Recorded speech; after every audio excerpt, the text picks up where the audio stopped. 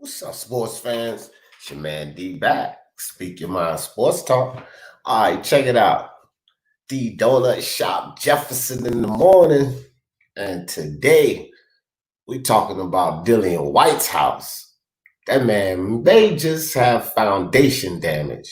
Hearmites. A case of the Hearmites. I'm going to tell y'all something. Nothing can tear that house down and cause structural damage like Hearmites. We're going to talk about Hearmites today. For the love of sports, let's talk about it. So what's up, everybody? Back, another episode. The Donut Shop, Boxing Virus in the building. What's good? Chin Smoke, what's good with you? Yeah, good morning to you, fellas. So I want to talk about Hearmites today. And you know, we got this Dillian White situation. Think Cat, what's up with you, fam? And look, man, I think a lot of people are missing the Hearmites. Hearmites in this situation in Dillian White's house. You know what I mean? Dillian White's house got a bad case of the Hearmites. And see what I mean by that is this. My man Fury, right? Tyson Fury has had that belt for 4 months. 4 months he's had that belt. Dillian White been boxing for 9 years. Now, let's look at the foundation, bro. The structural damage. You know what I mean? Everybody's sitting here throwing all of these shots at Tyson Fury. Suleiman, which I can understand. They're throwing shots at Suleiman as well. But what about the fact that the same man that's in the lawsuit that's suing the WBC with Dillian White is the same guy that everybody's talking about lowball Dillian White. And here's what I'm saying, like, we're talking about opportunities here, right? Well, Hearn is the foundation. He's the one that's making the things happen for Dillian White, no? That's his foundation. Is that not right? So how would your foundation burn you on a huge fight with Joshua?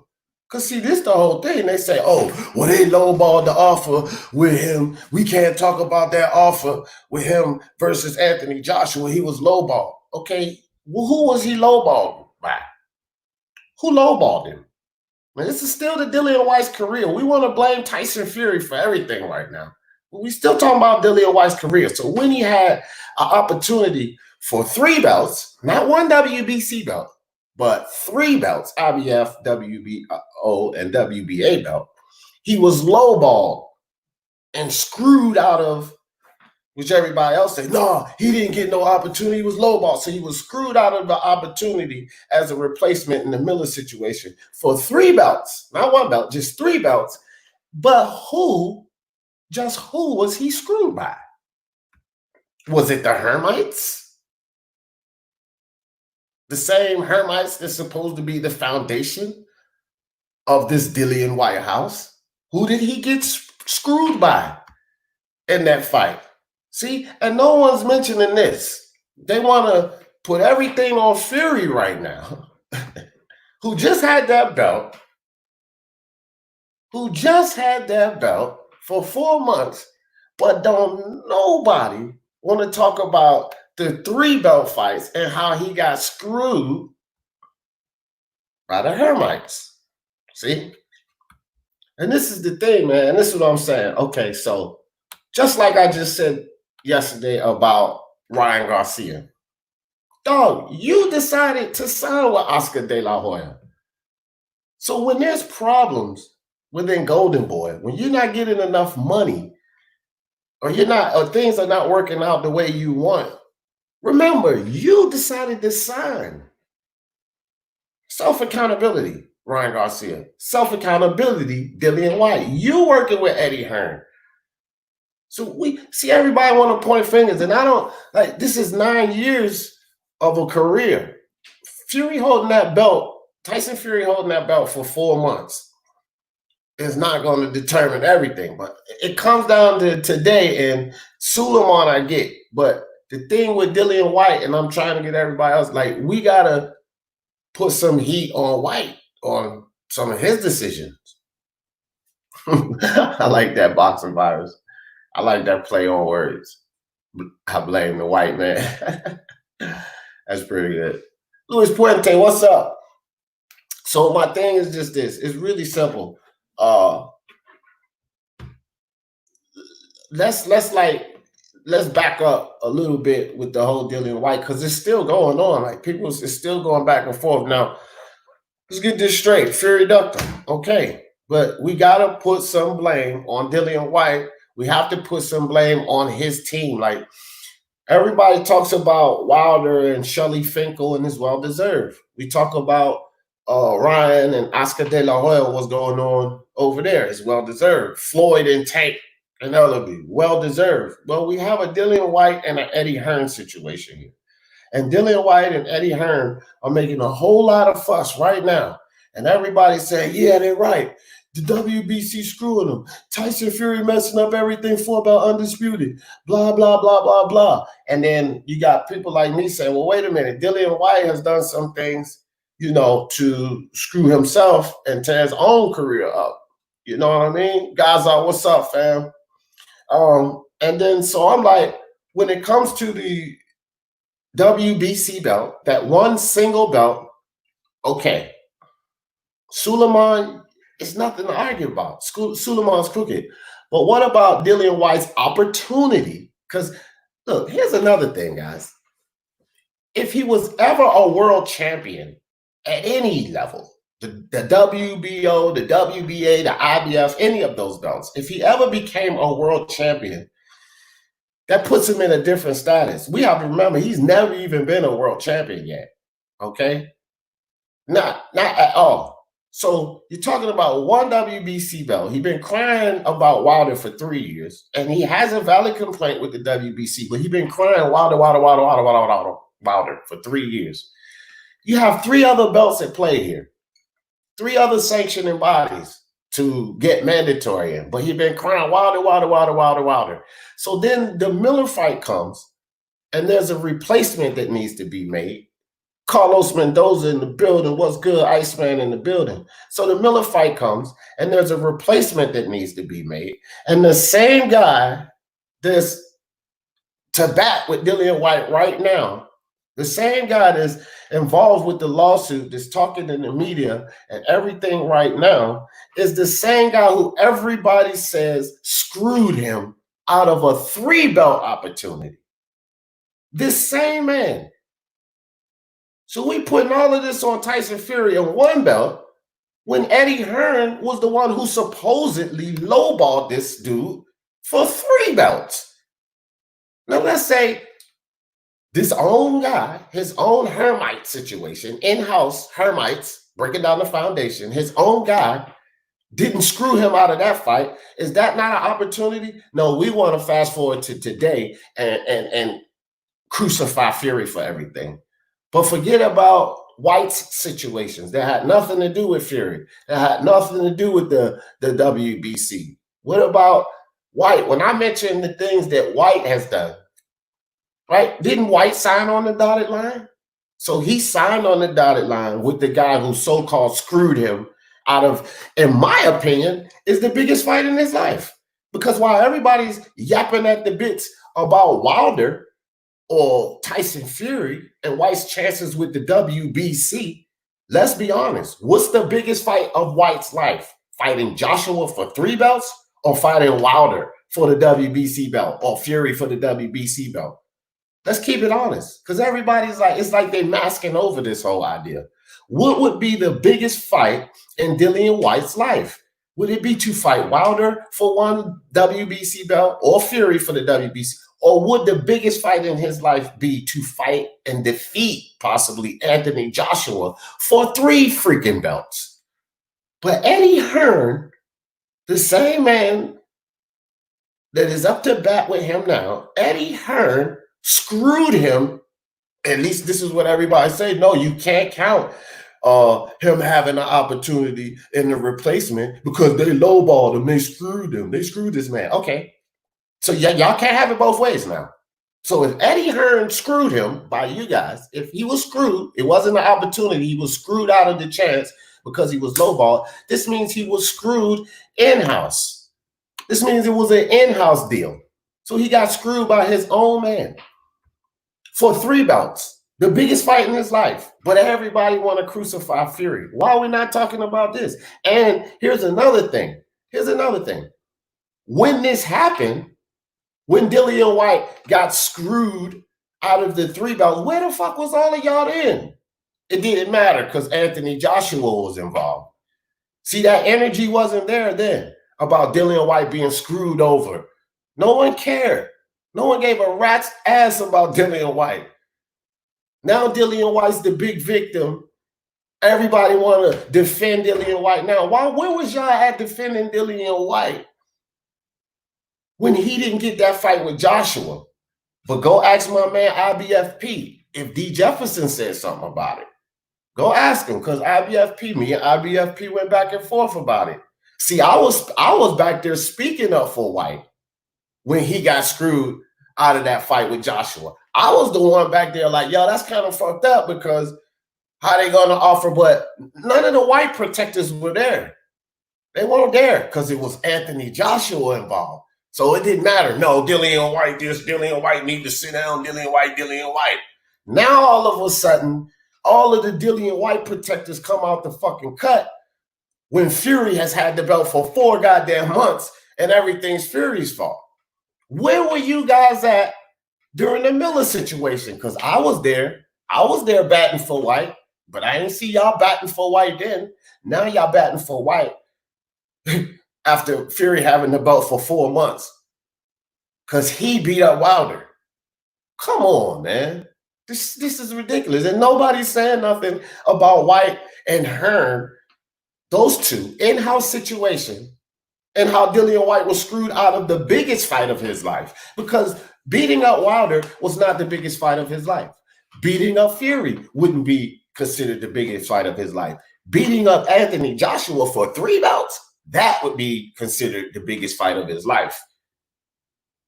But the same Eddie Hearn is batting with him now is the cause of him not getting that fight, or at least that's what you guys are saying that want to go to bat for Dillian White now, because y'all saying that wasn't an opportunity. He was screwed. You can't call that an opportunity. He was screwed. Okay, so which way is it then?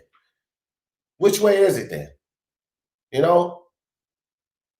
And as I don't give Ryan any slack, I don't give Tank Davis any slack because he decided to sign to TMT because Ryan decided to sign and work with Golden Boy. Well, Dillian White decided to sign and work with Eddie Hearn.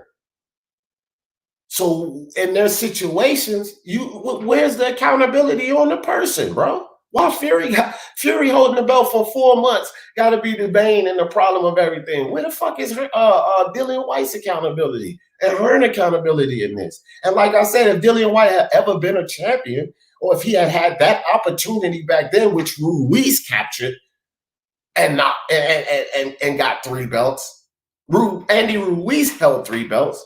Why didn't Dillian White have that opportunity to hold 3 belts? Because the same Hearn that's batting with him now, as far as y'all are concerned, denied him that opportunity because they didn't give him a fair shake. They didn't give him a reasonable offer. Okay, well, they is Eddie Hearn. That's who they is that didn't give him a reasonable offer. That's the Hearmites. That's the Hearmites that is causing foundation damage in Dillian White's house. The Hearmites is the same one who didn't give him. And as I said, if he had 3 belts right now, you guys be perfectly honest. If Dillian White was sitting on 3 belts right now, how much whining, bitching, and moaning would y'all hear him be doing about Tyson, Fury, Wilder, or Suleiman? He wouldn't, because Dillian White's all about the money. He might be calling them out, telling them to come fight me, let's unify, but he wouldn't be doing all this bitching and moaning, though, simply because he wouldn't have been stripped of that opportunity to have 3 belts versus 1 belt. And he was stripped of that opportunity by the Hearmites. The Hearmites. In-house situation, guys. It was the Hearmites that did it. It was an in-house situation. Let's remember that. It wasn't Wilder. It wasn't Suleiman.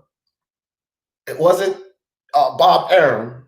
Damn sure wasn't Tyson Fury just being in the situation for just 4 months. It was the Hearmites that screwed Dillian White out of the biggest fight of his life, because the biggest fight of his life was for 3 belts against Anthony Joshua. And everybody say the goddamn he was screwed out of that. There was no opportunity. Well, who was they that screwed him? They that screwed him was the fucking Hearmites, because it was Eddie Hearn that gave him the offer. So he didn't get the biggest opportunity in his life. And like I said, if he's holding those 3 belts, who signed the dotted line? Who decided to work with Eddie Hearn? Dillian White. When are we going to hold Dillian White accountable for anything that's going on with him, instead of blaming everything on Tyson Fury holding the belt for 4 goddamn months?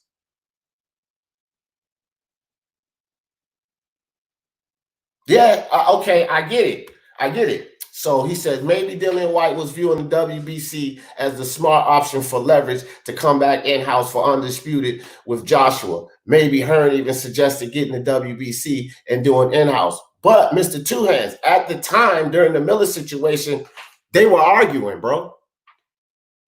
And you can ask IBFP, Mr. Two Hands, back at the time of the Jarrell Miller situation, IBFP and I was going back. I was going to bat for White about that situation. I was like, yeah, that's kind of messed up. They should offer him more money. But nobody fucking cared then, Mr. Two Hands, because Joshua was the issue. That's why Nuke and I was going back and forth. Nobody was going to bat for fucking Dillian White.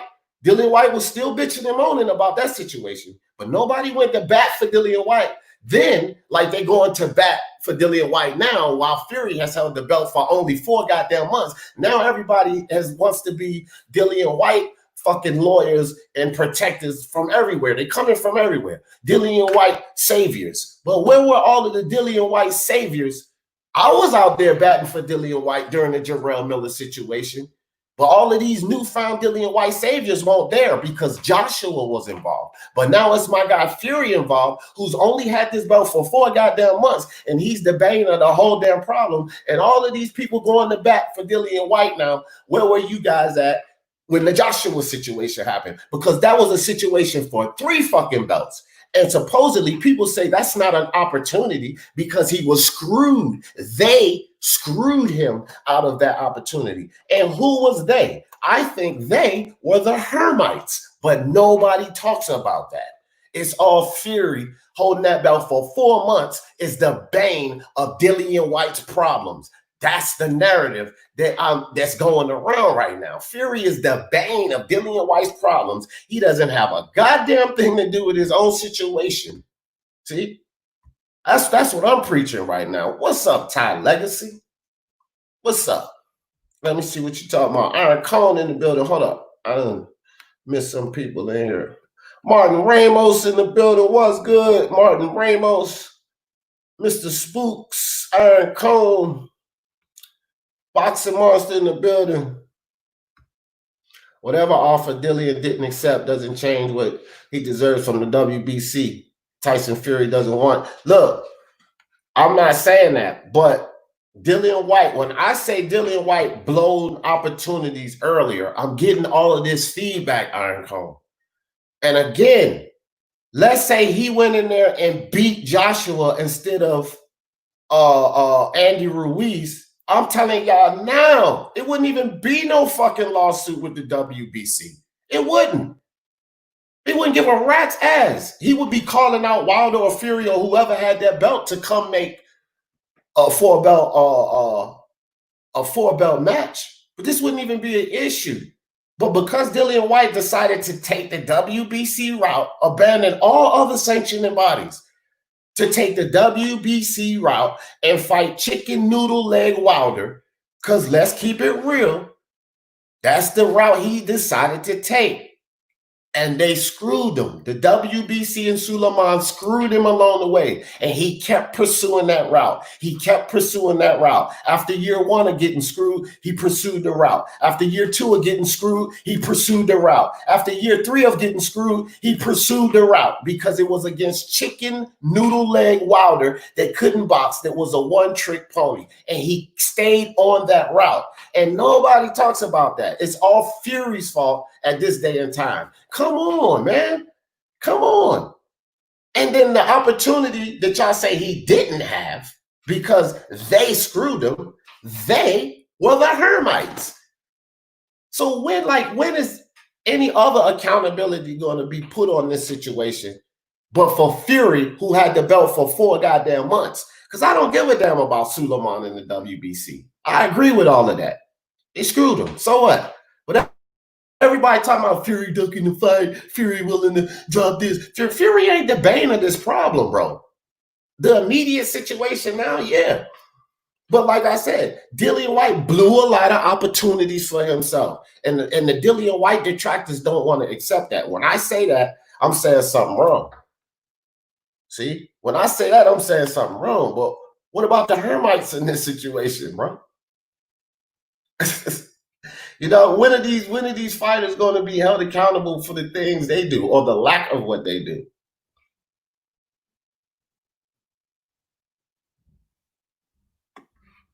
Man, I don't care, Atlas Lion. I don't care. He's on a fight-by-fight basis. So fight-by-fight, he's signing fight-by-fight, right?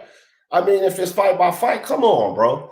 Like, again, where's the accountability? We can blame Fury for, look how much heat everybody putting on Fury for holding that belt for 4 months. They're putting as much heat on Fury as they're putting on Suleiman, who's been screwing the man for the past 3 years.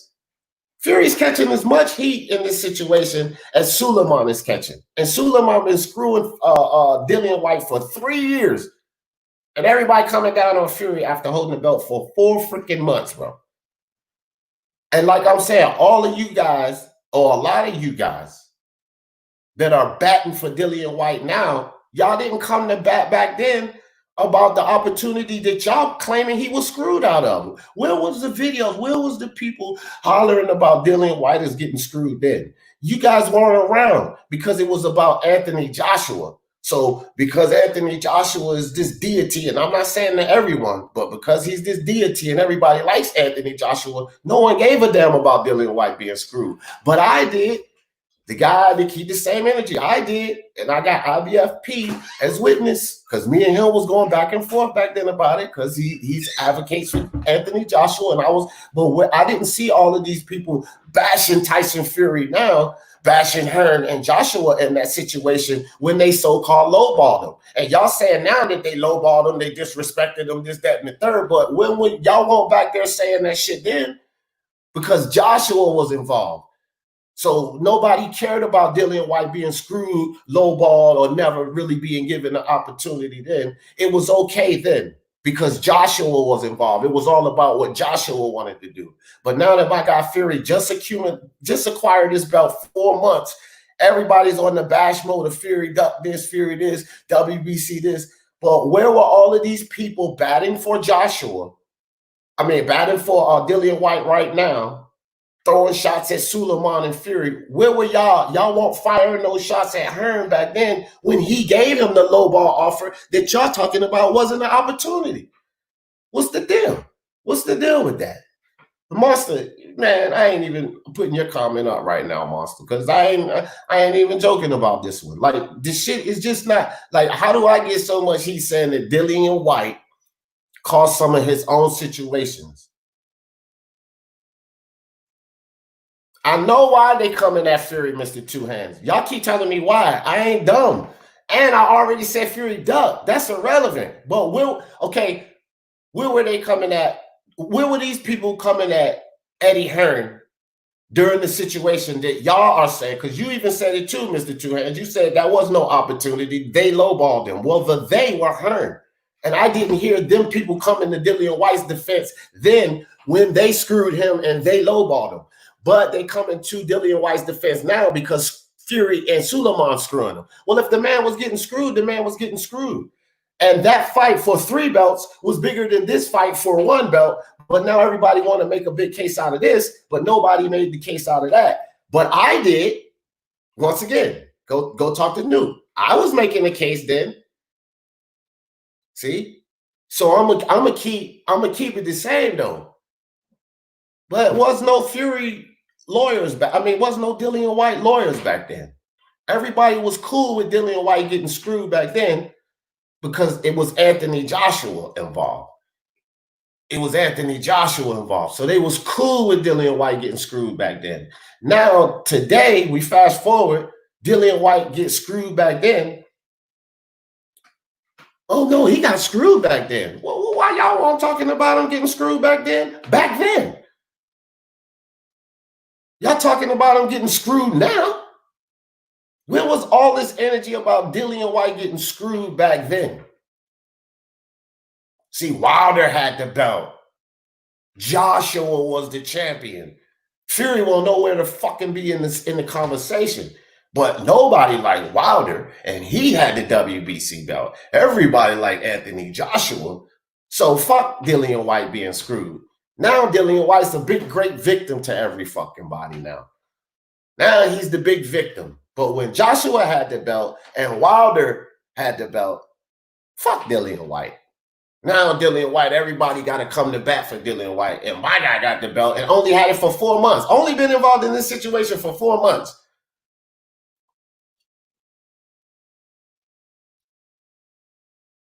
What fallacies, bro? What am I lying about then? Tell me what fallacies.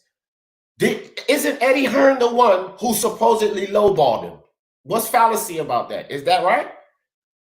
Eddie Hearn is the one who lowballed him. No? Yes. Yes. That was an opportunity for 3 belts versus 1. No? Yes. And like I said, this is not defense. I just said it about 3 or 4 times. When I say Dillian White has done things in his career, then the heat comes at me. So it's like no one can accept that Dillian White has done things to screw himself. And when I say that, it's an issue.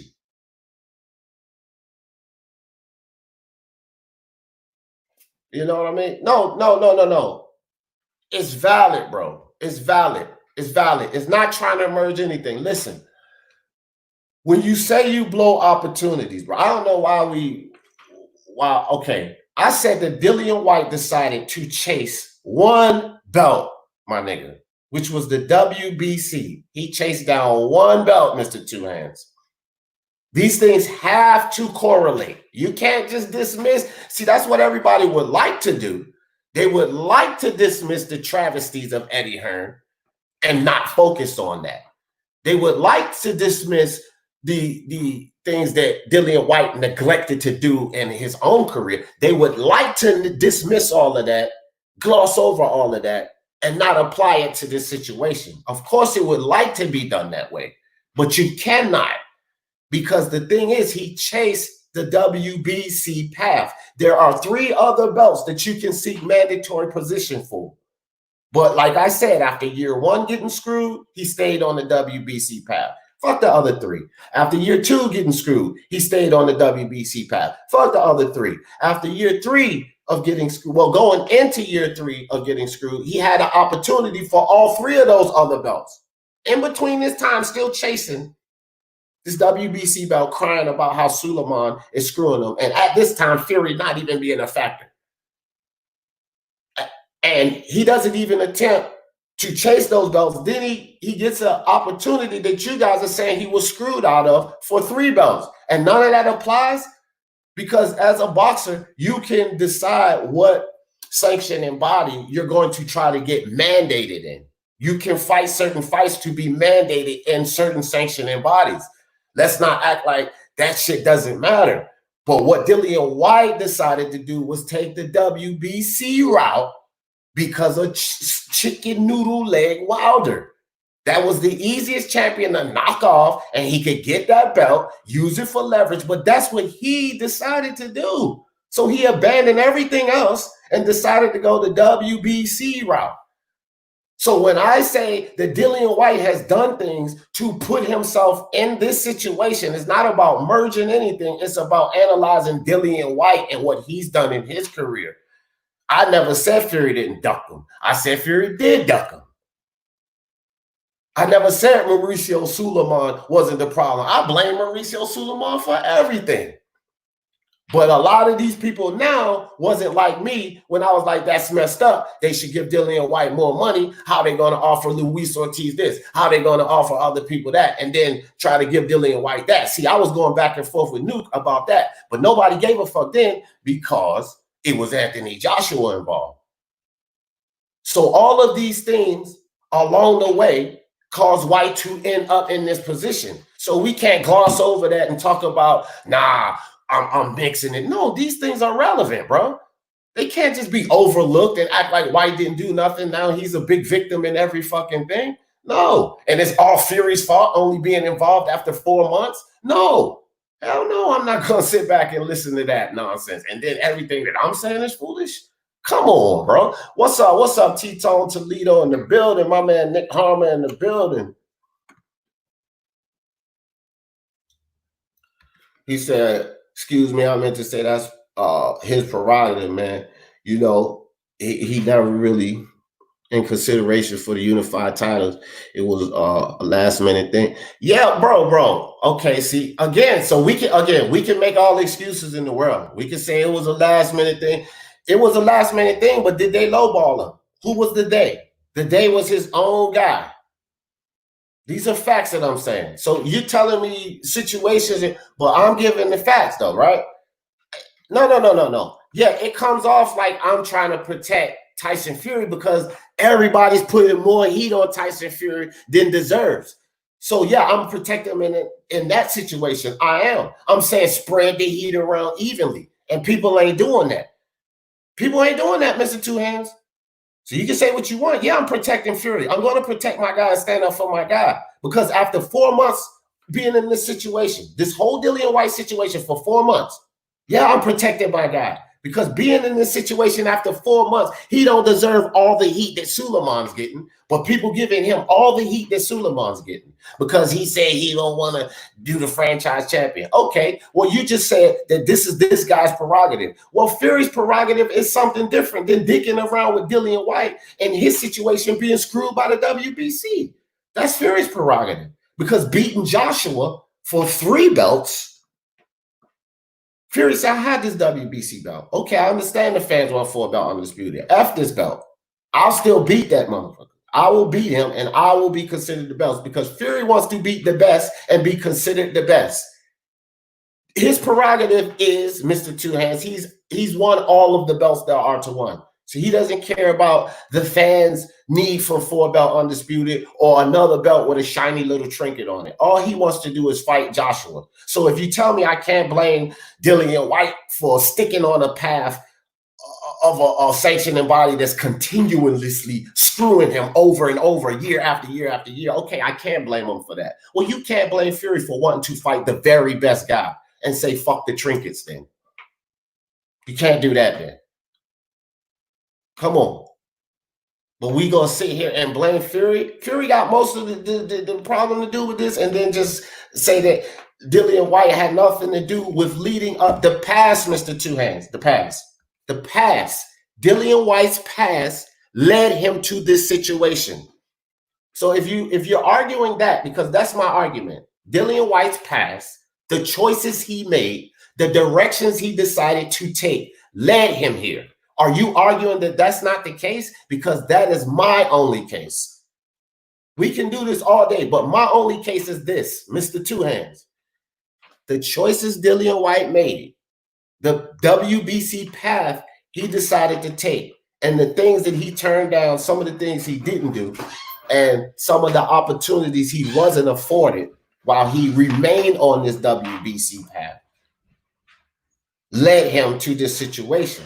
He had a lot to do with it too. It wasn't just Fury being a fighter for 4 months. So again, you take a lot of things like I'm coming at you only, but since you put all the messages to me, I'm talking back to you. But what I'm telling you is a whole lot of other channels, other people, maybe not you, are putting way too much heat on my guy Fury. And yes, that's what I'm defending. So if you're not doing that, why am I getting all of these messages from you? I should be getting all of those messages from those idiots that's putting all this shit on my guy, like nothing else is involved. But I'm talking to you because you sending me all the messages. I ain't getting messages from everybody else. Look at in the chat. It's you. I'm sounding like I'm protecting Fury. I'm sounding like this. Yes, I am. Do you think that it's valid? Do you think what I'm saying is not valid? That all the heat goes on Fury as much as Suleiman is getting, and Dillian White is not to be held accountable for anything as a grown damn man that signs the dotted line? Like I just gave the heat to Ryan Garcia for signing the Golden Boy. Like I gave the heat to Tank for signing the Floyd Mayweather. Does Dillian White get any damn heat on himself for being his own damn man? I'm not generalizing anything. I'm being serious. Like, what is this about? Like, what is this about? Yeah, I'm defending my guy, but what are you defending? That's the real question. I'm defending Tyson Fury.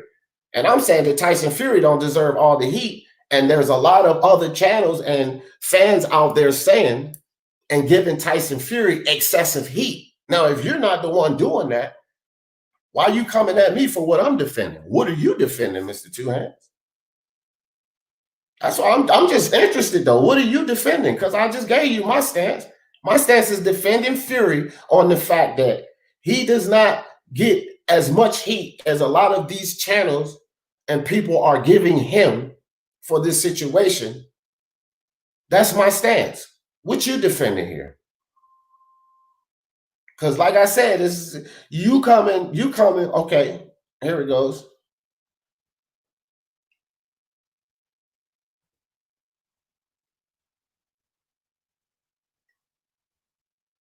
Yeah, but okay, so Fury put himself in a hot seat, right? But when people ask me, yeah, did Fury duck this situation and that situation? I say yes. Fury put himself in a hot seat. So when you say that, you get no pushback from me. None at all. So if you're defending that, then your defense to me, there's nothing to defend because you get no pushback when you say that. But when I say Dillian White has done things to put himself in a hot seat, I'm getting you. That's the difference. See, now you're here doing this with me because I'm saying Dillian White has done some things to arrive himself here. And now I'm getting all this from you. You telling me that Fury put himself in the hot seat. I say true. Yes, he is the one talking about dumping the belt. Yes, he did duck the fight. See, it's easy. But when I say Dillian White has done some things to put himself in the hot seat, I'm doing all of this back and forth with you. That's the difference. Because you don't want to accept that Dillian White has done a lot of things to put himself in the hot seat. It's all about me merging things, me bringing up the past, and me excusing Fury or protecting Fury. I'm saying Fury don't deserve that much heat because you have the Suleiman situation. You have the situation where Hearn and Dillian White didn't do the right things. So Fury don't deserve as much heat as Suleiman without any of that being mentioned. Like, let's level that out.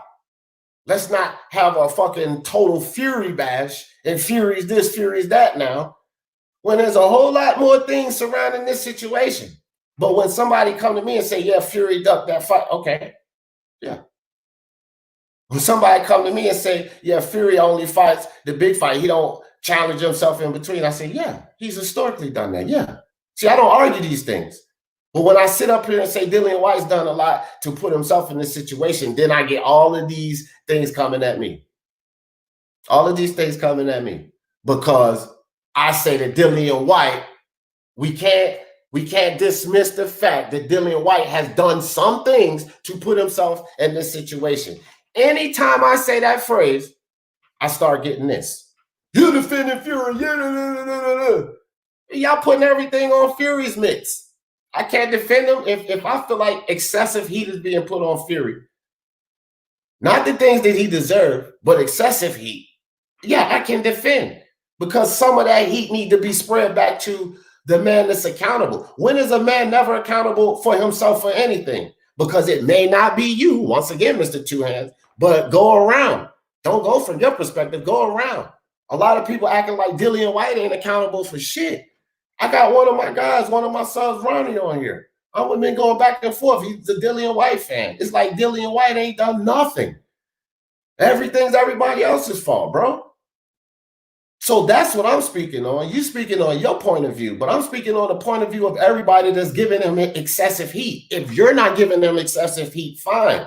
But let's not act like Dillian White is an innocent little fucking kid that hadn't done anything wrong or anything in boxing, that hadn't done anything to lead him to this situation. And those are the people that I'm going at. So if you're not coming from that angle, you shouldn't be giving me this much feedback talking about it feels like I'm defending Fury. Yes, I'm defending him, but I'm not defending him to you and your point of view. I'm defending him to the foolishness, which you are arguing. You don't get that? You're not getting that, Mr. Two Hands? It's people that saying excessive shit. If you're not saying excessive shit, then I'm not defending Fury to you. I don't care how it comes off to you because you come from boxing. You come from a different mindset. So I'm not speaking to your mindset. So it doesn't matter how it comes off to you that I'm defending Fury because I'm not speaking from your perspective. I'm speaking from the perspective of people who's acting like Dillian White is a fucking innocent deity, bro. And you're not doing that. Now, if you are doing that, then I'm speaking to you. If you're not doing that, I'm not. Of course, it's going to sound like I'm defending Fury because I am defending Fury. What did you mean? Okay, well, not arguing, but you are coming back. You are coming back at me. So we don't have to call it an argument, but you are coming back. You're having a conversation, and it appears that we're not on the same page. So it don't have to be an argument. You know what I mean? Whatever. But it appears we ain't on the same page. And I'm telling you that I'm going at the people who are saying all of this foolishness about Tyson Fury as if Dillian White has nothing to do with it. His own situation. Okay? That's putting everything, that's making some people making it more Tyson's Fury situation than fucking Suleiman, who's been screwing the dude for the past 3 years. I'm going to sit up here and let Tyson Fury take all that heat, more heat than Suleiman, who is the main reason? Nah, bro. Nah. No. No, I feel like you kind of missing the point, bro. I mean, I feel like you kind of missing the point. Because, again, I'm just saying this. All of these people all of the people, if you guys are not the people, see, this is the thing. Speaking about sports talk, a lot of people in the chat are going to say these things, Mr. Two-Hand, because a lot of people on this channel, and this is a fact, a lot of people that be in this chat, on this fucking channel, are boxing minds. So they're coming from the perspective that you come from. They're coming from the perspective that I come from and things like that. But just like I said, there are a lot of Wilder fans, Joshua haters, that's pushing these fucking narratives out there. There are a lot of Dillian White fans that's pushing certain narratives out there. And they don't come from the perspective that a lot of you guys and the Speak Your Mind Sports Talk family come from, because they don't have the boxing mind. So I'm hearing these things out here. Tweets, I meant, YouTube, I'm all around, Facebook. I'm hearing these things. Not from you guys' perspective, but from the things I'm hearing out there. So I don't know how you guys create your content, but I create my content based off of articles I read and things that I hear in the community. That's how I create my content. So if I come out and I combat things that I'm hearing in the community, it's not about your videos, Mr. Two Hands. It's about the foolishness that I'm hearing in the community. And most of you guys think on a reasonable level. So yes, it sounds like I'm defending Fury to you guys. It should. But are you guys thinking like the idiots and the casuals out there? That's what you need to ask yourself. So you're coming at me with your perspective when I'm not battling your perspective.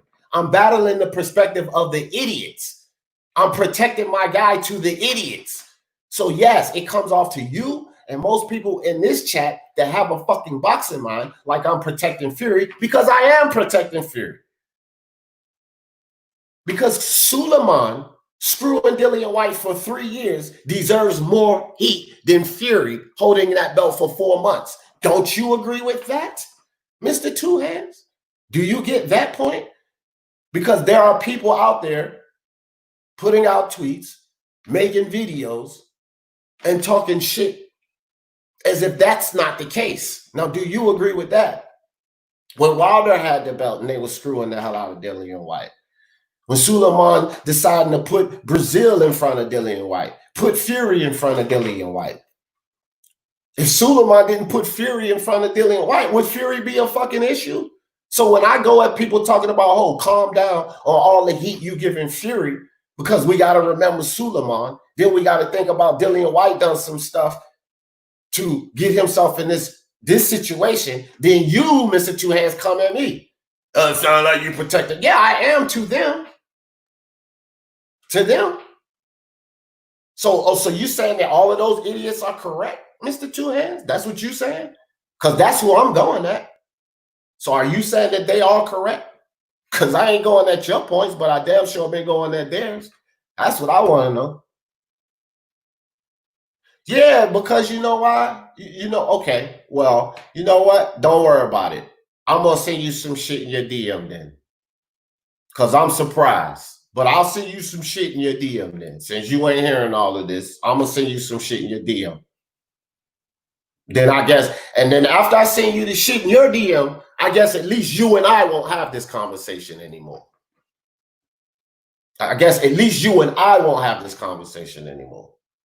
After you get your proof. Because I don't know why you don't hear all of this. I don't know why you don't hear how many people are bashing Fury and putting a ton of shit on Fury like he's the bane of this situation. I'm not sure how you missing all of this, but I will send you plenty, bro. I will send you plenty. Plenty of what I'm talking about. Since you ain't heard none of it, I get it. You think I don't have no reason to be complaining because you ain't heard none of this. So I understand that. No harm, no foul. You ain't heard none of this shit that I'm talking about. So, of course, I get it. It's no need for me to be acting this way if you ain't heard it. But when you do hear it, and I allow you to listen to it, then you can understand, right? No, I'm just saying, it ain't about it's no wordplay or nothing. If you saying you don't understand what I'm saying, Mr. Two Hands, because you ain't heard none of this shit, then I'll privy you to that. I'll send you some info so you can hear some of this. So when you do hear some of this, then you can appreciate what I'm saying then. And I don't have to do all of this with you. I'm just surprised that you hadn't heard any of it. I'm really surprised you hadn't heard any of it, bro. There are a lot of AJ haters that are saying some of the most ridiculous things out there just to spew any kind of hate on AJ. So, I mean, you know, it is what it is. I'm just surprised, like, you know, but anyway, although you have not heard it, Mr. Two Hands, those are the people that I'm going at. Those are the channels that I'm going at, and those are the narratives that I'm going at. So you haven't heard it, but I don't know. I'll give, like I said, I'll send you some stuff. I'll send you some stuff, and then we'll be on the same page. Because I don't think it's fair. Like I said, regardless of what anybody say, I don't think it's fair that my guy gets equally or as much or more heat than Suleiman, bro. And then I defend Fury, and I'm a problem for that. Like I'm lost on that. That's where I'm lost. Like Fury gets more heat than Suleiman. And when I defend Fury, yes, I'm defending him on that. It's a problem with that. So I want to know who in the chat believes that Fury deserves more heat than Mauricio Suleiman. Because the people that I'm going at, that's how they sound, Mr. Two Hands.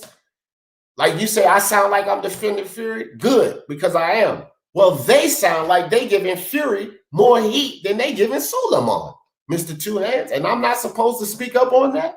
Do you agree that Fury deserves more heat than Mauricio Suleiman? Everybody in the chat, answer me that question. Let me get an answer to that. Does Tyson Fury deserve more heat than Mauricio Suleiman?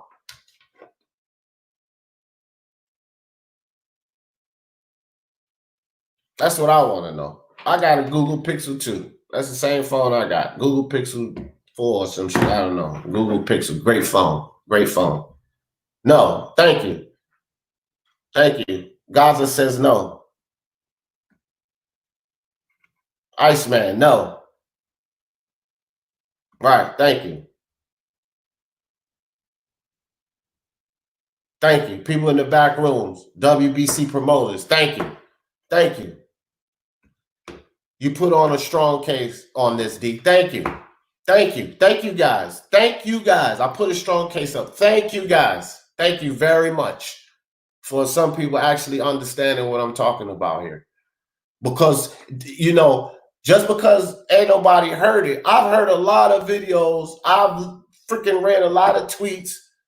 Even people, like I said, I got a guy, I'm not even going to put his name out there, but he's a UK fan that been coming at me every freaking day about this, and Fury is getting more heat than Suleiman in the WBC. And when I speak on that, when I put my content out about that, I'm wrong. Come on with this, man. Come on. Thank you, T-Tone. Thank you, Martin. Thank you, a lot of you guys. They understand where the fuck I'm coming from, bro. Because it's not just about defending Fury. It's more to it than that, bro. It's more to it than that.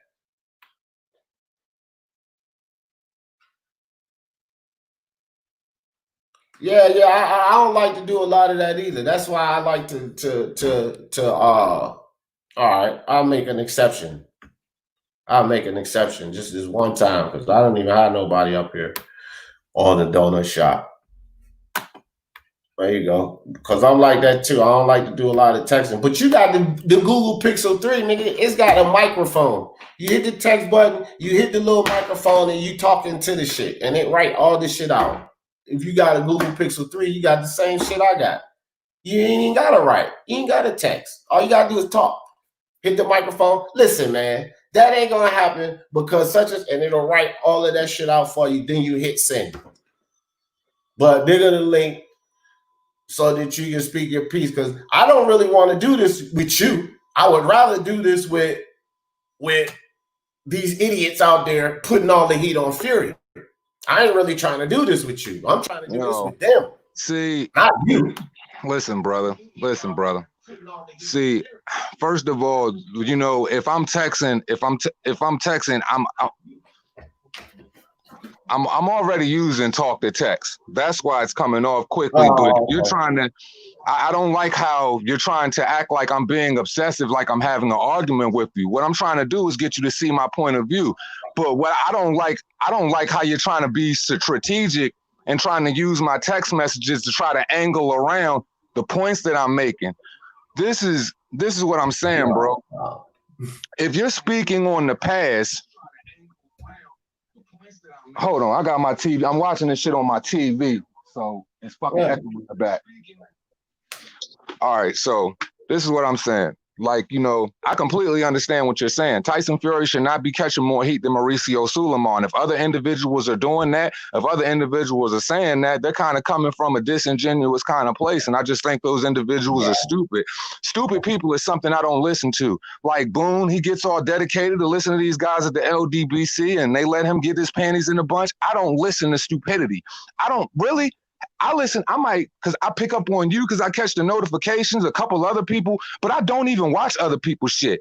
I stay absorbed into my work. I stay absorbed in the shit that I need to focus on because really most of the time, I don't have the time because I'm always focusing on myself. So if I'm going to listen to something, I'll be damned if I'm going to listen to people that are just speaking stupid. Now, as far as what you're saying, bro, even if you're generalizing, I think you need to be more specific because if I'm having a conversation with you and I'm giving you my point of view, bro, you can't just say, well, Mr. Two Hands, I'm not talking about you. I'm generalizing. Well, regardless, I think you need to specify on who you're generalizing about because I still feel like you kind of wrong in a sense and you're missing a point here. You can talk about what Dillian White didn't do, whether he didn't go for the unified titles at the time with Anthony Joshua, but understandably so. This guy was on the path for the WBC since 2017. Him and Eddie Hearn were already about to go through the litigation process and sue the WBC, but they had it worked out for that title eliminator with Oscar Rivas in July, and then he ends up getting fucked on the sample. So now here we are again a year later, and he has to go through that. But we all know these things, but what I'm saying is, D, it's like you're merging merging two different situations, and you're trying to put blame on him for the way other people feel about certain things, and you're trying to defend Fury. So what I say is it comes off kind of fanboyish in a sense when you're talking about Fury, because I'm like, bro, regardless of whatever Dillian White didn't do, it's his prerogative as a man if he's going to continue in the WBC rankings instead of foregoing losing it for that undisputed match and short change when he's already making that kind of bag. So if he still decided to go in his way and he didn't like the contract, he still had the right to be up for the WBC title. So what I'm just trying to get you to see, even in generalizing, my brother, because I swear to God, I'm not arguing with you. My text to talk is vicious, bro. Ain't nothing fucking with these Google Pixels. I'm just basically saying that, bro, regardless of the past, you cannot merge the past with his present situation. The unified titles have nothing to do with the WBC is doing, and this is it. And the unified titles have nothing to do with Tyson Fury making the statement he made and disappointing his fans and disappointing people who are clamoring for an undisputed match because you don't want to fight a mandatory with Dillian White. And we already know we have past situations with that kind of, got us scratching our head a little bit. So when doing that, we got to just understand that Tyson Fury is in the hot seat for Tyson Fury's comments. WBC is about to get their whole freaking head suit. They're getting their whole freaking head suit off for the things that they didn't do. So it's not like, people are trying to be dismissive of Dillian White or what Dillian White did do. That's evident. Those are old conversations, but these are the reality of the things that are going on right now. The injustice of 2017 is still the injustice going into 2020. And he's having to deal with that right now, going through with it full speed ahead. I'm just saying, for me, and for other individuals who probably aren't taking it the way that these other outlandish individuals that you might be speaking on may see it. All we see it as is, bro, that's a punk move. If he's had the belt for 4 months, say COVID-19 wasn't going on and he said these things, even if he had the belt for 4 months, how many times are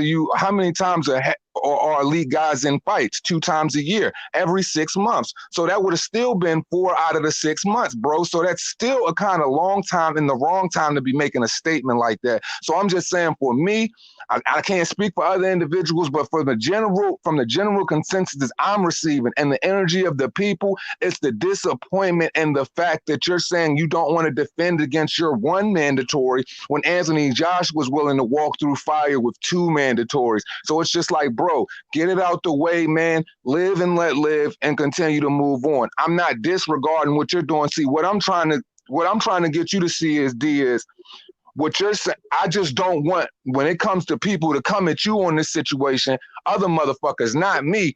I don't want you to have holes in your shit because you have to look at it like that, bro, because the past has no bearing on the present and what his path is right now and what he did to do to get in this situation and what Tyson Fury said. So I don't want people, you know what I'm saying, because that's just facts, bro. And I just don't want, you know what I'm saying, that shit to get you crossed up on the dribble. You feel me? Like that's just it. I'm not arguing with you at all.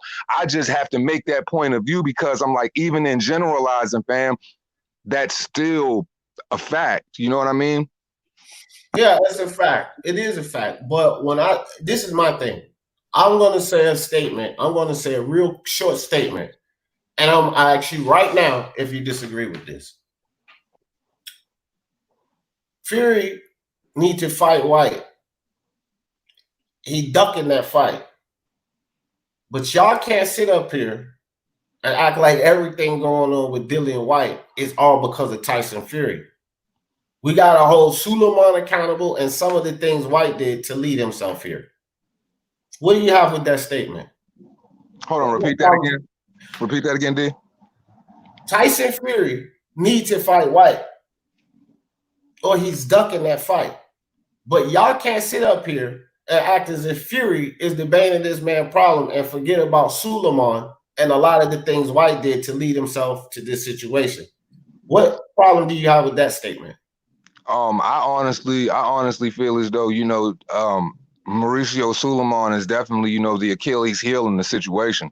It's always supposed to be put on him first, but I'm just saying Tyson Fury could have reserved his commentary and not said that at all, and this situation wouldn't even be an issue right now because, it all stems off piggybacking off of his promoter as well, and the fact that he's saying about elevating him to franchise champion a couple of days before Tyson Fury made that statement. Real quick, bro. So you don't have a problem with that statement I just made? I hear what you're saying, but that statement I just made, you don't really have a problem with that because I started it off with Fury need to take that fight, and he's ducking it. So you didn't have a problem. I'm basing it off of his mandatory 2021. If his mandatory comes up in February 2021 and Dillian White is his mandatory, yes, he is supposed to take that fight. Right. Yeah. And so again, that statement I gave you have no problem with, right? No, I don't. That's what the fuck I've been saying this whole exact time. And I have been saying the whole time that Fury ducked and Fury. So this is what I'm saying. If you don't have a problem with that statement, that is exactly what I've been saying this whole fucking time. I swear on everything I love. No. Hold on. My turn, because I'll let you go on and I sit here and I listen to everything. So you got to let me talk now. That perspective, that very perspective is what I have been pushing this whole time. The problem is the energy that I'm coming out with, some people that's speaking on White side might feel like I'm defending that. I'm not. I'm defending the people I heard going overboard on Fury because he's ducking this fight. So I say, yes, Fury's ducking this fight, but let's keep things in perspective. Mauricio Suleiman is the problem, and White has done some things to bring himself here. But I had said, yes, Fury is ducking that fight, but let's keep things in perspective. So when I come with only this perspective, then I get feedback from people that's going out, that's putting out the White defense. I ain't really coming at y'all because I believe White's been severely screwed by the WBC. I believe Fury needs to take that fight. But I'm coming at the idiots that's putting all this goddamn heat on Fury like he's the bane of the issue. When there's other things that are, so I'm like telling them, y'all need to slow y'all roll because y'all putting too much on my guy's shoulder when there's other factors involved. But then the people that's defending Fury, I mean, Dillian White, like yourself and some other people, are taking my message the wrong way because I ain't coming at y'all or anything y'all saying. I actually agree with the things y'all saying. But I'm not going to sit there and get tweets and DMs and messages responding to my video and just act like I'm not hearing none of that, Mr. Two Hands. So I put my content out to address that. And then I get feedback from people like you saying I'm missing the point when I actually understand perfectly your point because I agree with it. Well, that's not really what you were saying the entire time, and that was not the basis of our conversation. Because if you would have said, how you gonna tell me what I was saying the whole time? Because look, I'm talking. Listen. I didn't cut you off, so don't cut me off. Tell me how you telling me what I'm saying? Because that wasn't the conversation that you and I were having at the time. So regardless of whatever, hold on, stop, bro. You keep cutting me the fuck off, bro. Like I understand I'm on your panel, dog, but don't do me like that, bro. All right, go ahead. You trying to sway shit. The point is, bro, you keep saying you're generalizing, but did you just not say you getting it in your DMs, you getting it in your messages, you getting it on your Twitter and stuff like that? So you're not fucking generalizing. You're speaking to a select group of motherfuckers. So you need to start speaking on them motherfuckers because if you're generalizing, you got to be talking about me as well because I'm an individual that's making videos about Dillian White and the injustices. It seems like because you keep saying your guy Fury, you keep putting emphasis on your guy Fury, your guy Fury. Nobody's going to come at your guy Fury. But first of all, your guy Fury made the statement, and I'm asking you this: didn't your guy Fury say his last 3 fights will be Anthony Joshua, Dillian White, and Deontay Wilder? Because why? Yeah. And then when the dude said why Dillian White, he said because he got screwed over for 2,000 days. So why would you, if that's your guy Fury, why are you defending him now, knowing he said that and knowing he's taking this stance? He comes off as a flip flopper. So if other individuals are fucked up, then he's just as fucked up as well. Okay. I'm defending him because of what he said. Dillian White got away. He didn't say he wasn't going to fight him. He said he's going to fight this Deontay Wilder and Joshua first. Then he'll fight him. He didn't say he wasn't going to fight him. And I already explained the fact that he doesn't care about these trinkets or the 4-belt undisputed. It's about for him fighting Anthony Joshua. No, I don't agree with that because I want 4-belt too. But I'm just saying this is what Fury said. He never fucking said he's not going to fight Dillian White. He said he's going to fight him. He said that motherfucker got to get in line and wait for him to take care of his priorities. And his priorities is not fighting Dillian White first. It's fighting Dillian White last. Is it right? No, Fury's not right on it. That's not what I'm defending. I'm not defending foolishness, bro. Based off of what I just said, how is that okay? How is that okay? For you saying to put him on the back burner, he needs to take his mandatory. You talking about no, he needs to wait and be put in the ass crack of the situation like he hasn't been for the last 3 years, fam. Okay, so again, I said Fury said this, bro. I don't say Dillian White need to wait for shit. I'm saying Fury came on this video and said, but you're agreeing with it, right? Hold on. No, I didn't fucking agree with it. I just said I don't agree with Fury on that, bro. You just Mr. Two Hands, you ain't listening. You're not listening. I just said I don't agree with Fury on this. I'm just saying this is his rationalization, bro. I'm only repeating things that I'm hearing off of articles and videos. Tyson Fury got up here and said this. Tyson Fury, not D. Jefferson. Tyson Fury got on the video and said, I am not worried about some shiny trinket because I've owned all of these belts. My priority is to fight Anthony Joshua because he's considered the best heavyweight in boxing. Once I beat him, it doesn't matter about these shiny trinkets or 4-belt undisputed or any of that. We will all know that I'm the #1 heavyweight. Now, that is Fury's perspective. And I specifically just said, my nigga, that I don't have to agree with that. And I don't agree with Fury dropping the belt because I want 4-belt undisputed. But this is where he's coming from his perspective. So he said he wants to fight Wilder first. He wants to fight Anthony Joshua first. And he wants to fight Dillian White. And then I say he didn't say he wouldn't fight him. He just put it to the end. It is nothing about I agree with it or I'm saying it's okay. I ain't saying none of that. I'm just saying that's how Fury laid it out. I'm just giving you the report, nigga. I ain't saying that I agree with it or it's okay or I'm justifying it or none of that bullshit because I want to feel about undisputed like anybody else. I've been watching this fucking sports since I was 5 years old. Well, I'm just saying, D. You literally just I literally just said all of that, my nigga. That's what I just said. It's not what I just said. Well, look, man. The fact still remains. You need to be more specific because you're not generalizing. And the fact is you cannot use somebody's past to try to, you know what I mean, charge what is the present. The point is you can't use Dillian White shoulda, coulda, wouldas. And the fact remains Tyson Fury is not trying to honor the obligation, and that is the problem with the situation. And Dillian White's working with what he's supposed to do. All I'm saying is you gotta be subjective and objective at both sides, my nigga. Like these whole call, I don't know. You must be talking to some little retarded niggas who be licking fucking special fucking short bus windows or something. That's because I'm not understanding this logic, bro. That's most of the boxing fans. That's why we're up here. Most of the goddamn boxing world are casuals that don't understand none of this shit. And that's a fact, bro. That's why we all up here. So we can give them the right shit. Yes, that is who I'm talking to, Mr. Two Hands. And it's a lot of them out there. It's a whole hell of a lot of them out there. And you know this. So yes, that is who I'm talking to. Those idiots that I'm constantly hearing from. That is exactly who I'm talking to, fam. You're right. Yes, them. Not you. I want to suggest this to you, D. I want to suggest this. Put out a personal disclaimer when you're generalizing that you're only talking to the short bus motherfuckers that come in your direction.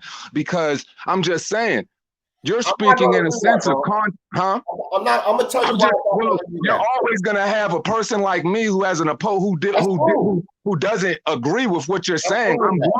I'm gonna give you a different perspective. So I'm just saying, don't feel no type of way. I'm just saying, like because like what I didn't like in this whole situation, I didn't like how you said I was trying to charge at you because I'm in a fucking situation where I have to text you and you can't get it off in 80 characters and you're trying to sit up there and say I'm coming at you. No, I'm giving you a different perspective. I wasn't put on this earth to agree with you, my brother. I was put on this earth to challenge perspective and motherfucking balance out the scales.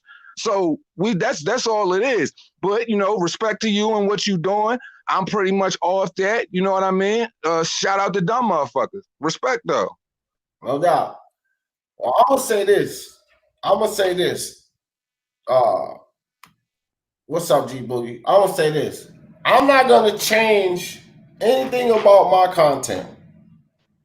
I'm not gonna change anything about my delivery of my content. Because at the end of the day, everything is about perspective. Now, we just sat here and we talked it out and hashed it out. But the fact of the matter is his perspective on what I said was of such. So that's how he perceived it. So I'm not going to change a goddamn thing because I have said exactly what the T-Tone Toledo understood where I was coming from. Mr. Spooks told me. A lot of people understood where I was coming from. Thank you, Iceman. Thank you. I should not change it, and I'm not. I respect Mr. Two Hands and his opinions, but I'm not changing a goddamn thing about my delivery or the way I deliver it. If your perspective on what I said is skewed, that's not my content.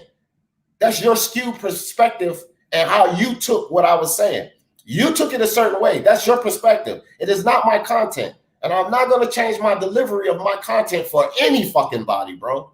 For any fucking body. Because the same way that Mr. Two Hands, IBF, P, Nuke, or whoever it is, here's a narrative or somebody pushing an agenda, they go at that.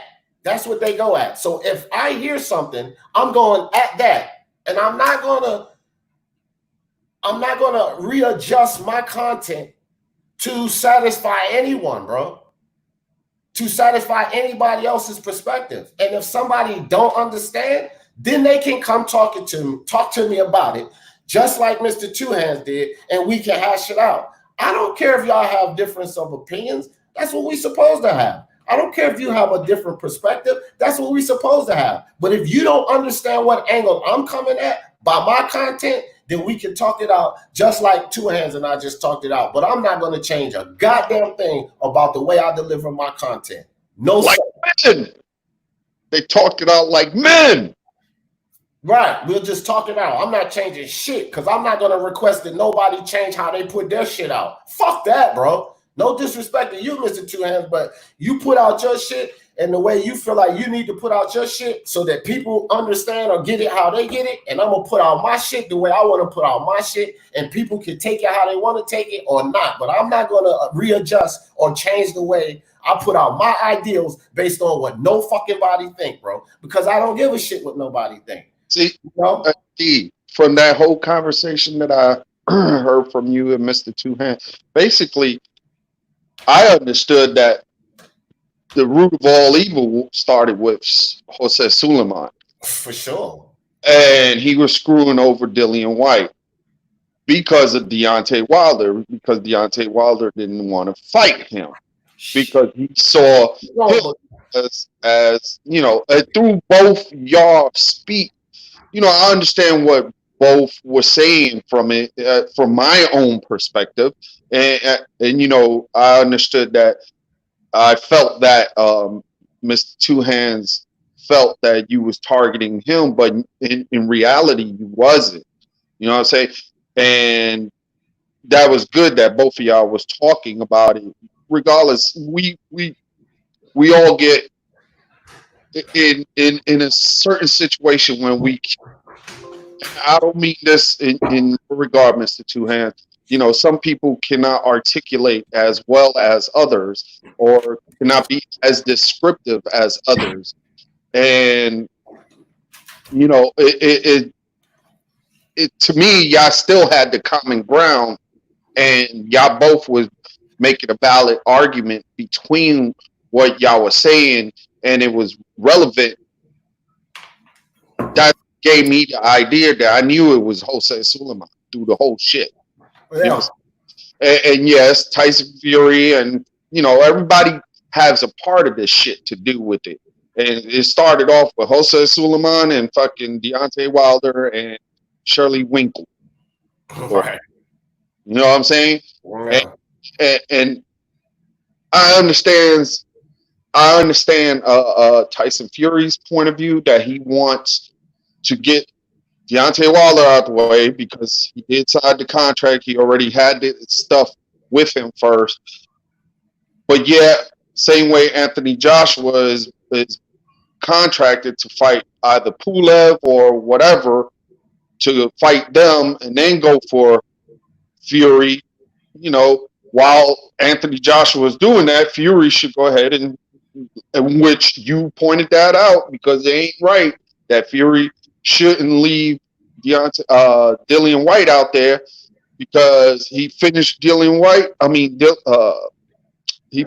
finishes what's his name, Deontay Wilder. Go jump on Dillian White, which regardless if he's scared or not, he got to go do it. You know what I'm saying? Which was Two Hands was talking about. What if Joshua was doing his mandatories and then he gonna jump on to Tyson Fury? Which you didn't defend that portion. You was just uttering what Fury said. All right. But see, I was right on. This is another thing too about that, because me, Mr. Two Hands, and Nuke was on IBFP channel, and Nuke asked me, and I said Fury was ducking. Like I said, right on that fucking live, Fury was ducking. So I'm not even fucking. I caught that. I caught all that. Right on his live, I said Fury ducking. So it's no fucking way you're gonna tell me that I'm accepting or approve of or any of the foolishness that Fury's doing. Because I see. Here's the thing, D Boogie. Like Mr. Two Hands angle and Nuke's angle, I don't have no problems with them. None. Like I agree with the shit that they're saying. I don't agree Fury should not take that fight. Because I just said on BDA's channel, I think you was there too. I'm like, Fury, if you run around calling everybody a dulcer and you'll box everybody's head off, just go beat White up.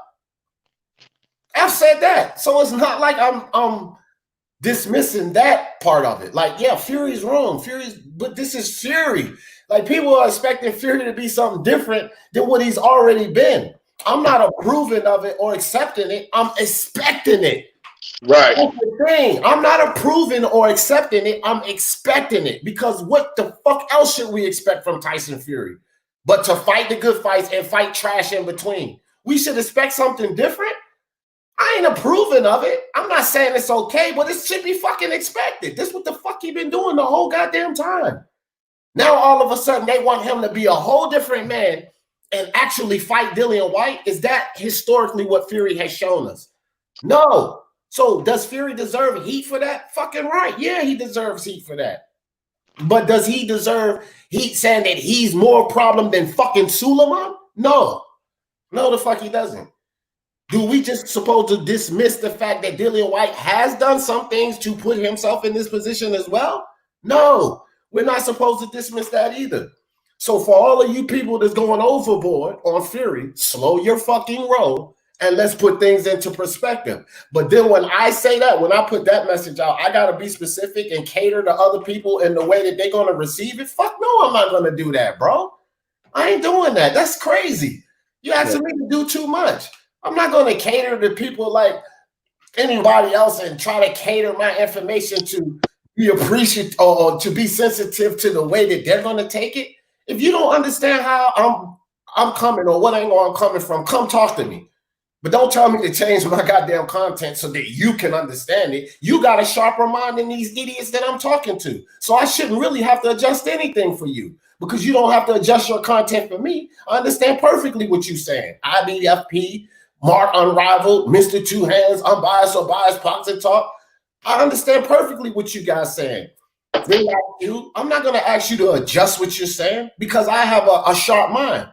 So open your mind up, open your perspective up, and understand who I'm going toward and what angle I'm coming from. And if you don't understand that, just talk to me. Don't tell me that the angle I'm coming from is wrong or the way I'm putting out my content is wrong or what I'm doing is wrong. No, I'm doing what the fuck I want to do. And it may not be the way you do it, but it ain't wrong because I have not said anything wrong here. And when I say something wrong, then tell me, then correct me. But don't tell me how to deliver my information or to deliver my information to appease anybody else's perspective. Because that's basically what he said. I need to put out my information to appease a certain perspective. No, I'm not going to do that, bro. I'm going to be D. I'm going to put out my information how I put out my information. And if you don't understand it, come talk to me and I'll explain it to you. That's the best that I can do for anybody. That's the best I can do. Yep. That's exactly right. Because we all have different opinions, different methods or modes of methods. We all don't reciprocate as well sometimes, or there's a little bit of machismo out there sometimes, but some people that are, everybody is different. And the whole thing is, if you're going to understand something and you don't get it at that moment, I do my research. I go back and listen. I think that's what he was doing, listening and and be like, okay, get out of your mindset and look. Oh, okay, then you catch it. You know what I'm saying? Some people, and what I mean by, every individual, some may not get it at that moment, and then they have an epiphany. You know what I'm saying? And then they catch it. Then like, yeah, he did say that. Damn. But in the heat of a moment, when individuals are having a cordial conversation or debate of something, and they can stray from what they really want to say about things. You know what I'm saying? But that was good that y'all two just came up there. I commend both of y'all gentlemen, because first for you, D, for bringing the platform up and for allowing him, Mr. Two Hands, to come up on there and discuss with you. Hey, that's what real men, and that's what I'm applauding. Y'all real men. You know what I'm saying? That's 100. Right. No, see, I don't want nobody to go back and forth about this. I'm biased to Mr. Two Hands. We all bros. I don't want y'all to go back and forth about this. Mr. Two Hands, you didn't tell me to put anything in my titles, but you specifically set up here and suggested how I need to put my information out, bro. You specifically set up here and said, well, you need to be more specific. You need to generalize. And I don't need to do any of that, bro. What I'm telling you, Mr. Two Hands, is I don't need to adjust any fucking thing that I'm doing, bro, for anybody. And if you're taking offense to me saying that, then that's your problem, because I'm not saying that to be offensive to you in no way. It's not about you. If anybody comes to me and tell me that I need to alter what I'm doing, I'm going to give the same answer. I'm not altering what I'm doing in any way to appease anybody. That's what I'm saying, Mr. Two Hands. And you made a suggestion about what I should do on the way I put out my material. You did do that. It's not about putting what words I put in the title or none of that. But you made a suggestion about how I put out my material. You can't do that, dog. I'm going to put it out how I want to put it out, however I want to put it out, and whatever perspective I want to put it out.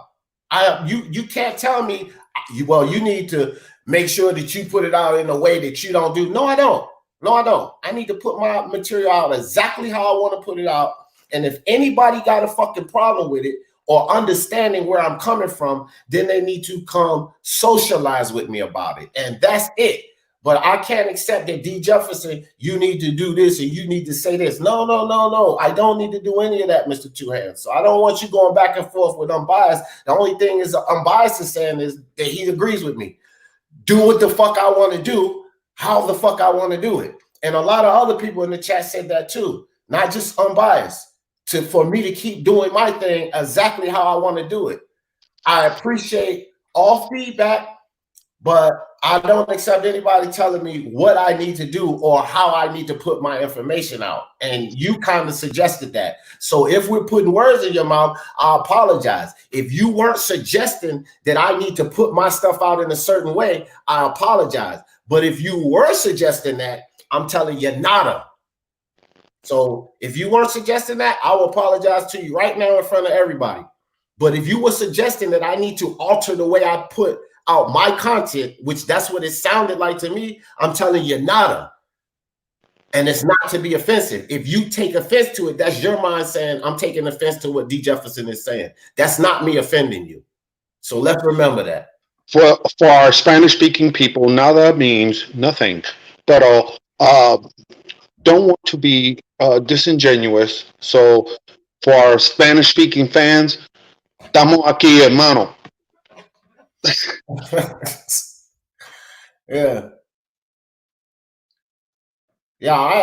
Well, you know what I'm about? I don't eat eggs or bacon. Dude, I don't eat eggs or bacon. And that's a fact. No swine. Swine ain't a friend of mine, fam. Not turkey bacon, beef bacon, or no bacon. And I don't eat no chicken fetus either. That's a chicken zygote. That's what the egg is. Steak. No, I can't eat that either.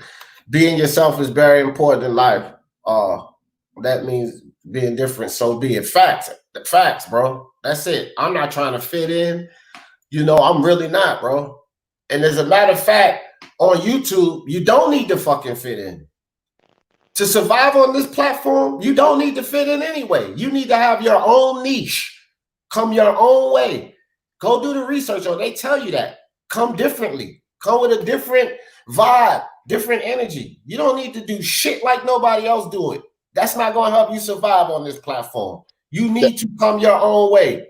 You don't need to get in line of a normality on YouTube. That's not the keys to success on this motherfucker, bro. You got to go with your own niche, do your own thing, come your own way. They tell you this. The people that's out there to help you grow your channel, they tell you this. Don't get in line. Don't get in line with what everybody else doing. Do your own fucking thing. And that's what I'm going to do, bro. My own thing in my own way, totally, bro. I'm not trying to appease anybody, perspective or anything else. I ain't doing that, dog. Yeah. All right, man. You get a link, but don't come up here yelling and cussing because this ain't no argument. If you come up here yelling and cussing, that must mean you offended at what I said. And I just told you, this ain't meant to be offensive. That's my perspective, bro. So dig on your link. I never had problems with none of y'all videos about Dillian White and this situation. Like, Fury need to take the fucking fight. Hey D, I tell you the truth. I think Dillian White should take over Luis Ortiz's name, Dillian the Boogeyman White. Yeah, because he claimed everybody's scared of him. That motherfucker say everybody's scared of him. Yeah, but it's like Beyonce Wilder was ducking him. If Tyson Fury's ducking him now, might as well say he's. Man, Joshua will beat his ass, and then Joshua was scared of me. He don't want to fight me again. Everybody fucking scared of White. You leave it to White, and why Joshua already beat your ass? Me and Luke was talking about that. How this man don't want to fight you? He don't already beat your ass. Leave it to White. Every fucking body scared of him. Fuck out of here with this dude, man. Mr. Two Hands, you back in? Okay. What's up, bro? What's goody? First of all, I never was arguing. Second of all, I don't like people trying to curve what I'm trying to say because then you know what I mean. When people trying to curve what I'm trying to say or they trying to put something extra on it, it make me look a type of way. And nobody's going to make me look a type of way because, D, this is my problem with some of the things that you do. You always go on this extra when I get off of the joint. You know what I mean? And you do it with the people. I don't like that. You know what I'm saying? Because when I said it in the text, I'm like, yo, I'm going to call you so we can get this right. Like, I'm not going to sit here and do it like this. So, hold on, man. And when I was speaking on a disclaimer, how many days in a row have I heard you sit up there and say, Mr. Two Hands, when I have an opposing view with you, how many times I heard you say, Mr. Two Hands, this isn't for the Speak Your Mind Sports Talk family. You know, y'all are sensible boxing minds. But if you're generalizing, a generalization is speaking in a whole. So basically, you know what I mean? I'm going to have to, if I feel like if it's opposing view, I'm going to speak on it. So what I'm saying about a disclaimer, and maybe if I did say title, what I meant is a disclaimer is running something at the front of the joint so people don't get it crossed up. Just like when I put a disclaimer in the front of my video the other time in words, you know. So what I was saying was, if it's for the Speak Your Mind Sports Talk family, as you consistently tell me, because we get it crossed up like AI and Michael Jordan, what I'm saying is a disclaimer at the beginning is a little font running through. What am I trying to get you to change? How am I trying to get you to change? And when you say a word like I'm trying to get you to change your content, You're acting like I'm trying to That's control your how I put out my content. I didn't say change my content. Change How you put message. out your content is still within the same frame of context. So still, that shit comes off wrong with me because you sound like I'm coming over here trying to be divisive, changing up how you doing everything, and then here unbiased fucking ass go talking about something.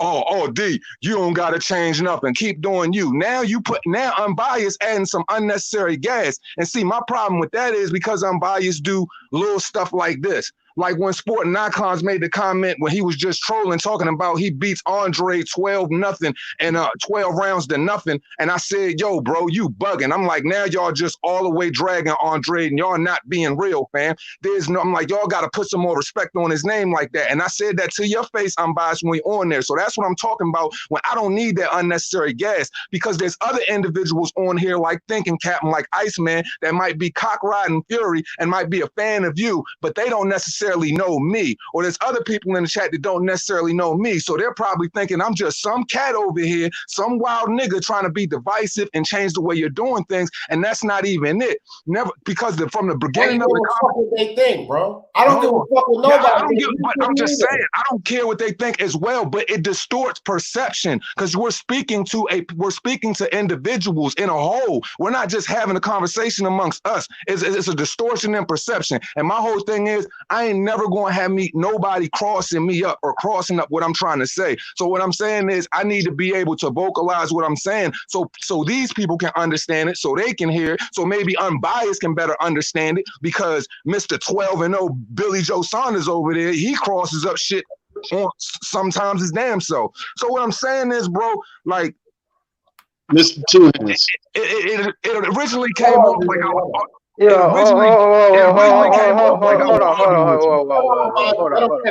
Let him finish, fam. We ain't gonna do that. You'll get hold on. All right, but I'm just saying, like he's throwing my name in there. I know attacking me because you trying to add gas on it. That's why I put your name. I'm not adding. Hold on, I'm not. How am I adding gas? Bro. I'm trying to put no fake gas. Hold up, fam. I'm not gonna let y'all two argue and holler. So y'all can hash it out, but it's got to be one-on-one, bro. I ain't even gonna let y'all start arguing on here. Like, come on, bro. One-on-one. Yo, let me. Can I actually just respond? Can I finish what I'm saying and then you can respond? Can I finish what I'm saying? Then you can respond. Keep talking. So basically, what I'm saying is from the beginning of the conversation, D, when I was texting, bro, you know what I mean? You know how you came up, you know what I'm saying? When you was like, I was coming at you when I was texting with you, bro, and I was letting you know that I was really low key, just calm, and I wasn't arguing. All of that stuff, you know what I mean, changes the way people view the shit, and it ain't even really like that. So what I'm just saying is, man, look, I just, you know what I mean? I'm just trying to keep shit in context. No, I'm not trying to change your content. You know, I respect what you do. I literally pull up on your shit every day. You know what I'm saying? And we agree to disagree on some things or whatever. But nah, I'm not trying to come over here, be divisive, change up your shit or nothing. You know, I'm just saying, I'm biased and I don't like that unnecessary gas. And bro, like, yo, D, you ain't got to change nothing. Keep doing you. I'm biased. You know me better than that. Stop that shit, bro. Okay, now, Mr. Two Hands, don't say your piece and jump off, because I'm getting ready to address I wasn't jumping off. Hold on. My turn. I'm going to address some of the things you said. I'm going to let unbiased out the floor. But the last time you said your piece and you jumped off, so I continued on. It wasn't like I was trying to do it because you weren't on here, my nigga, but you jumped off. So stay on, so when I continue this time, you can retort, and you don't feel like I'm doing it while you in the chat. Okay? Hey, Mr. D, hold on a second. Hey, Mr. Two Hands, I respect both of y'all content, and I respect both of y'all as who y'all are for what you stand for.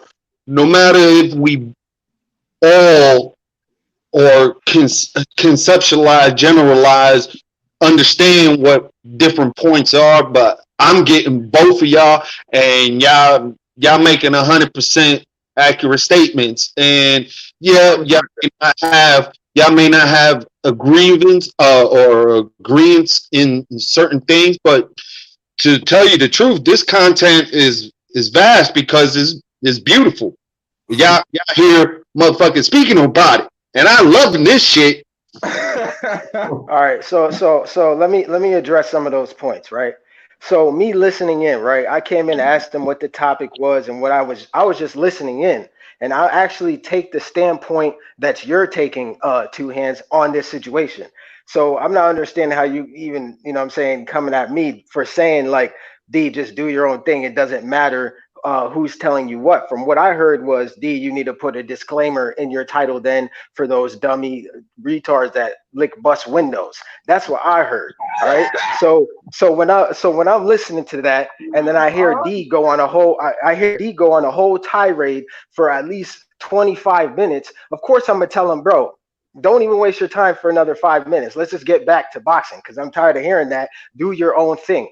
That's my rebuttal to what he is saying at that moment. Did you say put a disclaimer in his title? You did say that. So when I say that, absolutely. so when I do say that, I'm not lying. I'm not adding gas. I'm speaking facts.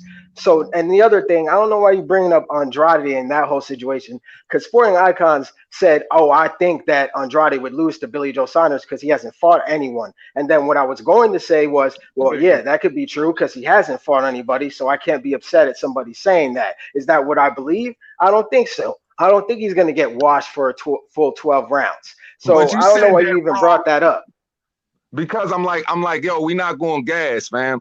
I'm just saying. So I'm not gassing though. No, I understand you unbiased, and you know what I'm saying. I'm sorry, bro. I'm sorry. You know what I mean. But my whole thing was, you know, like as soon as I got off, because originally how I got on here was based off of the fact that I was typing and you know the live chat, you feel me? So it was never for me to get up and have like this whole back and forth conversation with D. We pretty much it came to an understanding at the end of it, but I wanted him to know that I was not like coming at him, you know, like arguing with him or even whatever. I was just giving him a different perspective on the situation because, you know, when D says something like, yo, I don't know why you coming at me like that. I'm like, bro, I need to let you know, bro, I'm not arguing with you or nothing like that. We got to get that out there, you know, and like, you know, when I just heard you say, bro, you know, you don't got to change it, you know, just keep doing you or whatever. For me, I thought you was kind of adding gas to it. And yes, it is fact that I said, put it in the titles, but I wasn't talking like, you know, change the titles of his fucking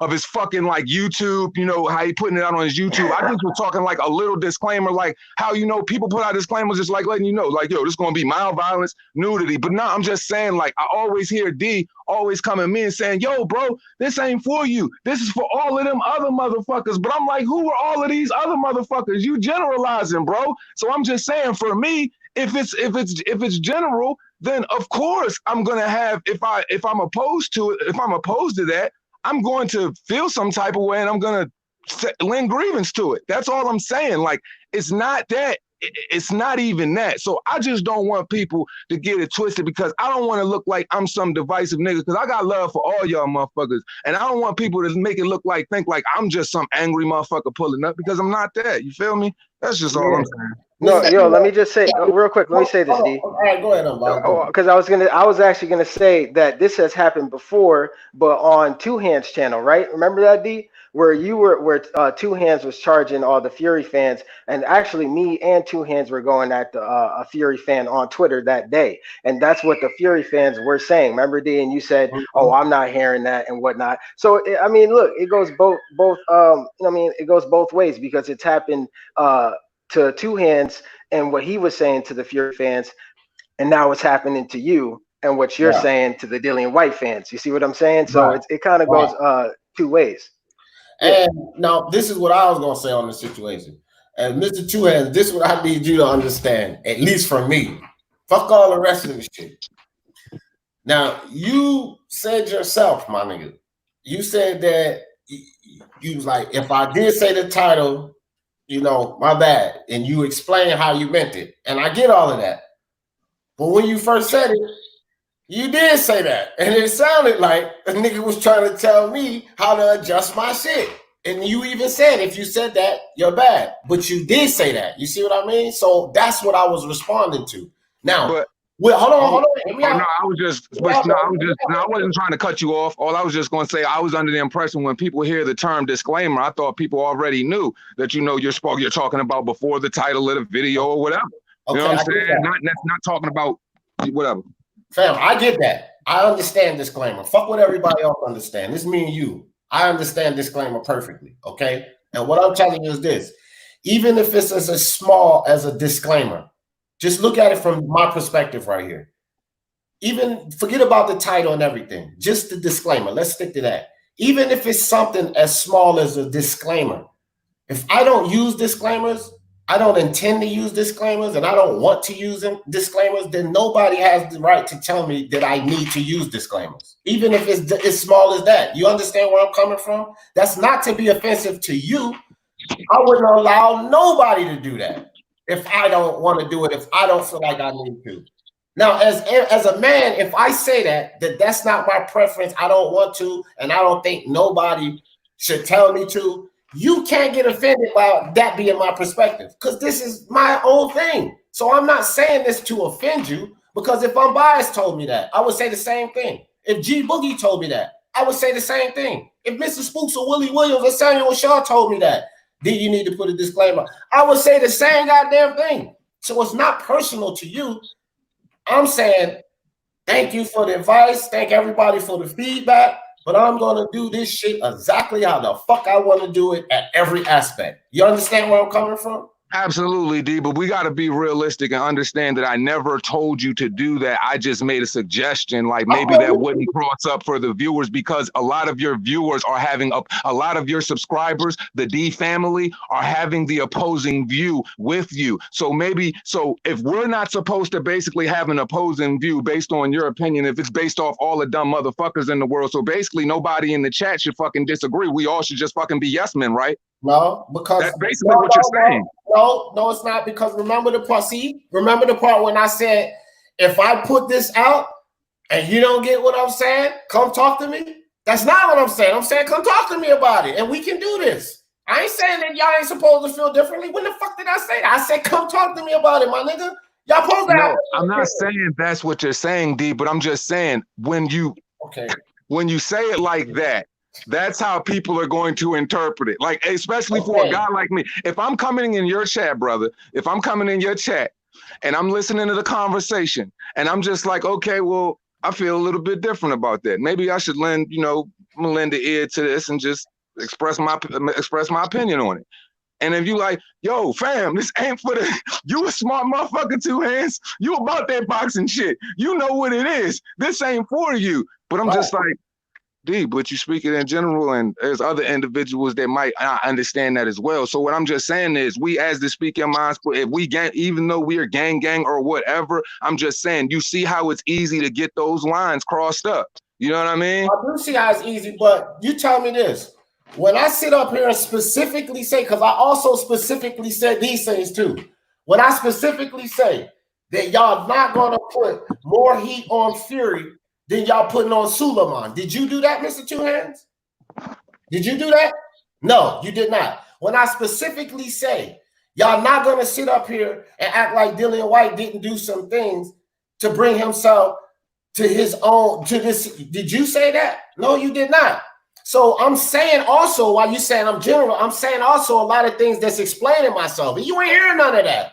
No, I am, D. Okay, well then that's my explanation. But listen, let me finish. That is my explanation for the people I'm going at. The people that are saying those things. You ever heard if the shoe fit, wear it? If it don't fly, apply, let it fly.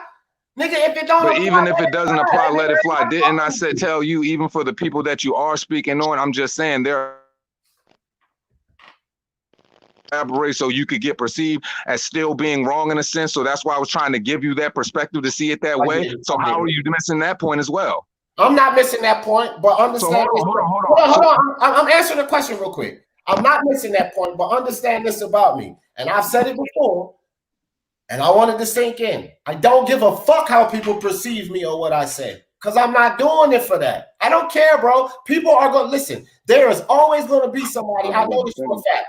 There is always going to be somebody out there that takes the wrong perception in what I'm saying. I understand that, D. Real quick, D. Real quick. Hey, D. Real quick. I just want to say, no, real quick. I was just gonna say, because I'm gonna get off. I was just gonna say though. So I didn't intentionally put gas on the conversation. I was just listening in and trying to just say, D, man, fuck all that. Continue talking boxing, because I didn't really feel like listening to another rant, just how you're gonna have to change your channel and whatnot. That's Right. exactly what I said. Now, if that's putting fire on the conversation, then I mean, I didn't mean to do that. If that's how you took it, two hands, I didn't mean to for you to take it that way. I was just saying, D, do your thing, because at the end of the day, this is D's channel, so he's gonna do what he wants at the end of the day. You know what I'm saying? Absolutely. Nobody could come to my channel and tell me how to run that shit. That's facts.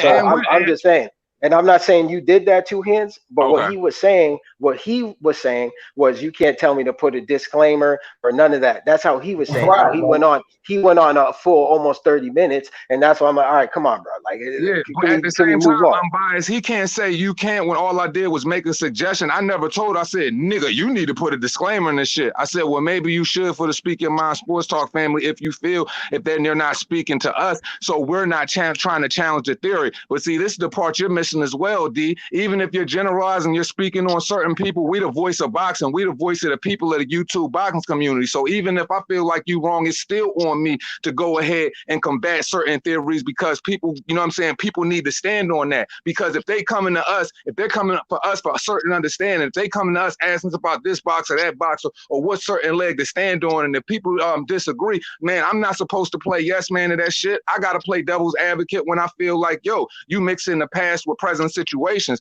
So understand that, you know, even though you're not speaking for the Speak Your Mind Sports Talk family, and even though you are generalizing, there are people that are still gonna have to combat your theories that are still in your camp if you're feeling like you're wrong, because people need to hear both sides. One side isn't the only way. You feel me? And I just want to, and when and specifically just on the gas and just on everything in a whole, people always have this way, and in a community chat in a live stream, people have a way of twisting, distorting what you're saying, especially from people with impact, and then they move with that, and then they try to make shit divisive. My whole thing by saying about the gas and all that is I try to cut off the cap. I don't want that shit to start, because that's going to be a whole nother problem that I'm going to have to deal with. That's going to be questions that I'm going to have to answer. So I have to make sure that I elaborate on my end so that people get a true understanding of who Two Hands is, because as you said, this is your platform. So they're more in tune and understanding you, not me. And I give a fuck about my name and my integrity. Can I say something? Can I ask the panel something real quick? Can I ask the whole panel something? And this is boxing. I mean, obviously we all know on this panel, Suleiman, he gets majority of the heat, right? So, and your title, D, see, that's the whole other thing, right? I was kind of trying to figure out what the topic was. So Eddie Hearn, in your opinion, you're giving him heat too? The title, this donut shop only supposed to be like 15 minutes. I let Mr. Two on, and then it went like haywire. But the title, I'll explain to you. The title is that, and again, let's keep in perspective. This is going out to the motherfuckers that's neglecting the fact that Dillian White did something to arrive at this situation. Yeah. So the title was basically Dillian White's house is under attack by Hearmites, bro. It's fucking Eddie Hearn. He's the one who's supposed to be setting him up for this fight or that fight, and everybody, like all of these Dillian White detractors that's coming at me, they're not. When I say that, wait a minute, Dillian White had an opportunity for the Joshua fight, and again, Mr. Two Hands, you made a point, but I'm honestly not talking about you in this situation, because I've heard this from other people as well. They lowballed him. They ain't even make a fair offer. This, that, and the third. Well, they that lowballed him is the same motherfucker that's supposed to be holding the foundation to his fucking house. It was Hearn that screwed him out of that fight with Joshua. The same Eddie Hearn that's in the fucking lawsuit battle with him with the WBC. But they don't want to accept those things. And that was my point. When I bring these points up, they don't want to accept that. They don't want to accept that if Dillian White had 3 fucking belts, would he even be crying about this WBC situation? Or if they had offered Dillian White the right amount, would people even be going to bat for him if he had lost to Joshua again and had the opportunity for 3 belts? People be like, Dillian White, sit your ass down somewhere. You got to fight Joshua again. You could have had 3 belts of you, but you lost. and you crying about this WBC thing. See, this conversation wouldn't be happening. And why is that? Because of the Hearmites. So you're okay. So on a list of, so you got on the list of who messed up Dillian White's opportunities. You got Suleiman, and then you got Eddie Hearn. I got both of them, and Dillian White himself. Yeah, I think they all are relevant to the situation. Up to this situation. That's what I'm saying. Y'all understand where I'm coming from? Yeah, where I'm coming from. And the people that I'm arguing with, the people that I'm arguing with, they dismissing all of that other shit, bro. They dismissing all of that shit.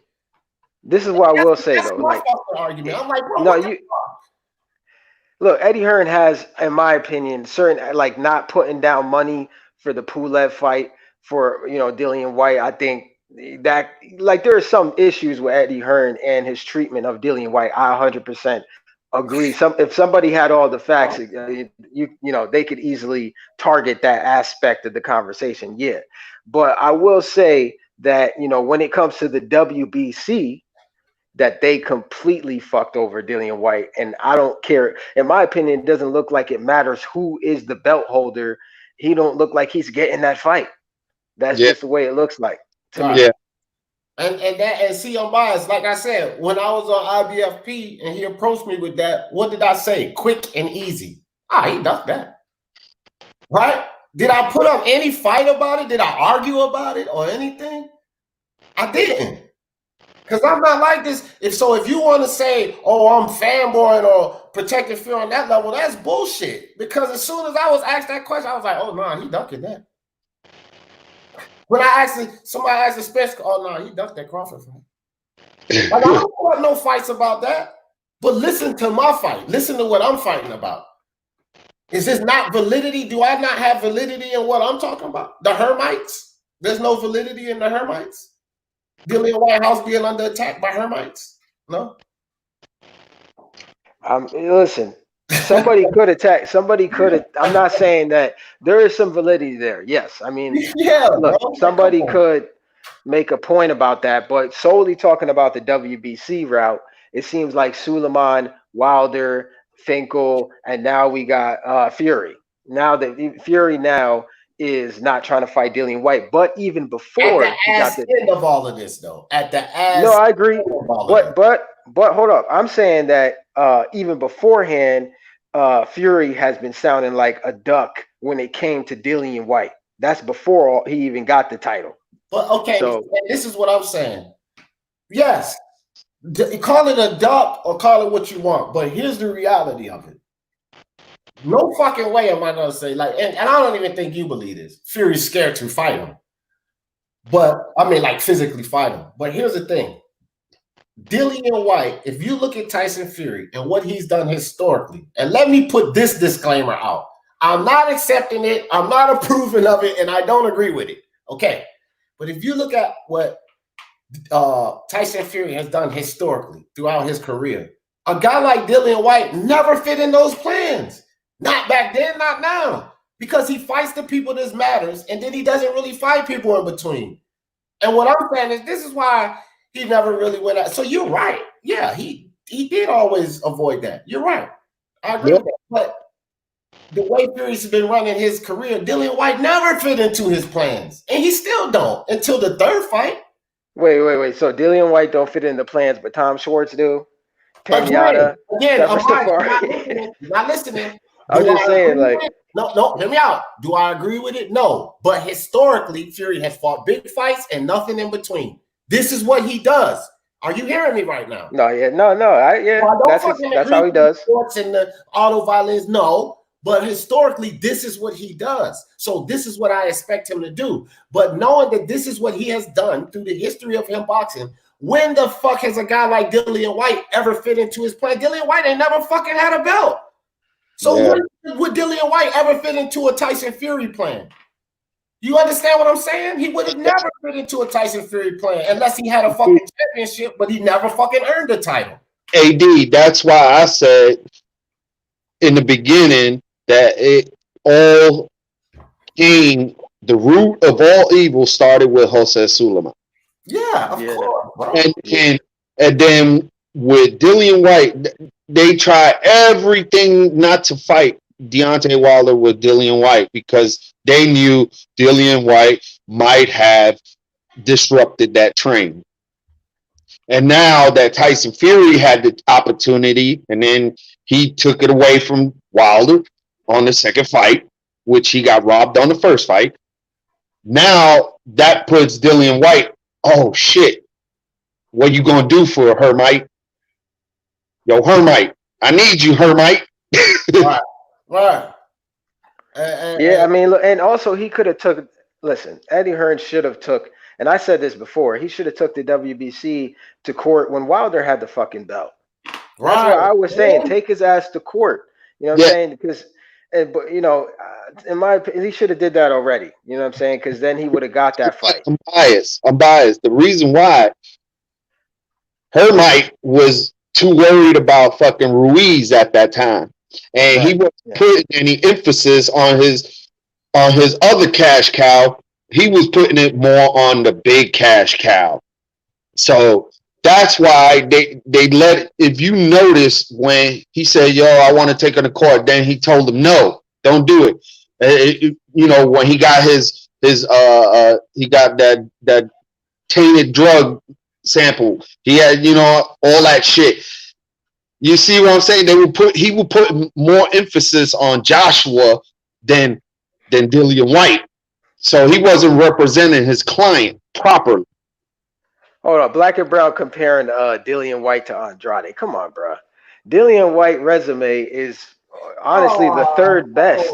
It's the third best heavyweight. We ain't even gonna get into this one. I don't know, man. I'm gonna think about. I might pull up a new topic for the speaking about live dating.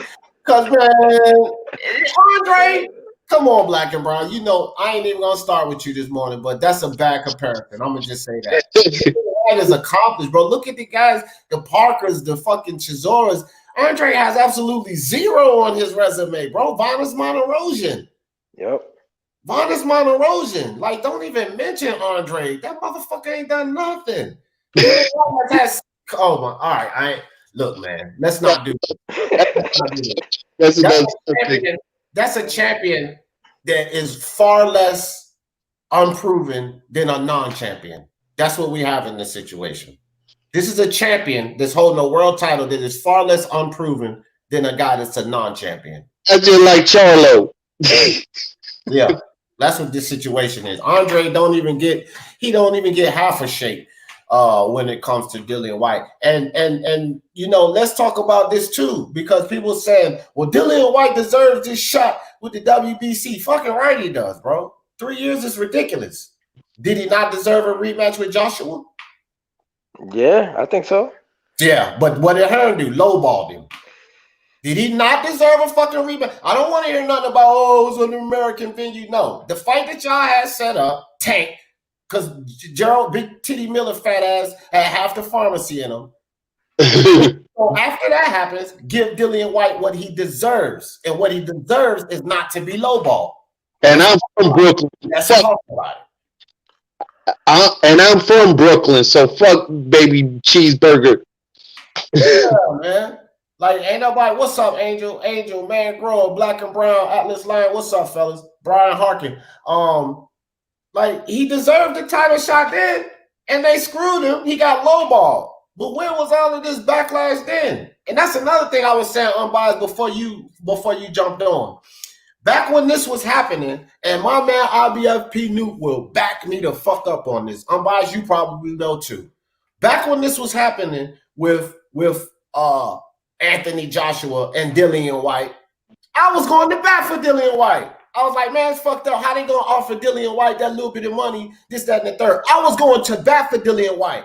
Like everybody going to bat for him now. But did nobody give a fuck? Because it was Anthony Joshua in concern. It was like, oh, fuck Dillian White, this, that. He's not an American fighter. They don't need to be worried. Nobody was going to bat for Dillian White talking about how he deserved his rematch then, but I was going to bat for him. Where was all of these Dillian White protectors then? it didn't fucking matter because it was. I was a Dillian White fan back then. I was a Dillian White fan. No. Hold on. I'm not coming at you. I was a Dillian White fan like I am now, but I'm keeping it 100 and saying he ducked that fight. Like, come on, bro. Like that's 3 belts. You mean to tell me you couldn't take a less pay for 3 belts? Like even if it was okay, let's say that they offered him $3 million and they offered Andy Ruiz more. That's 3 belts. You need to take that fight.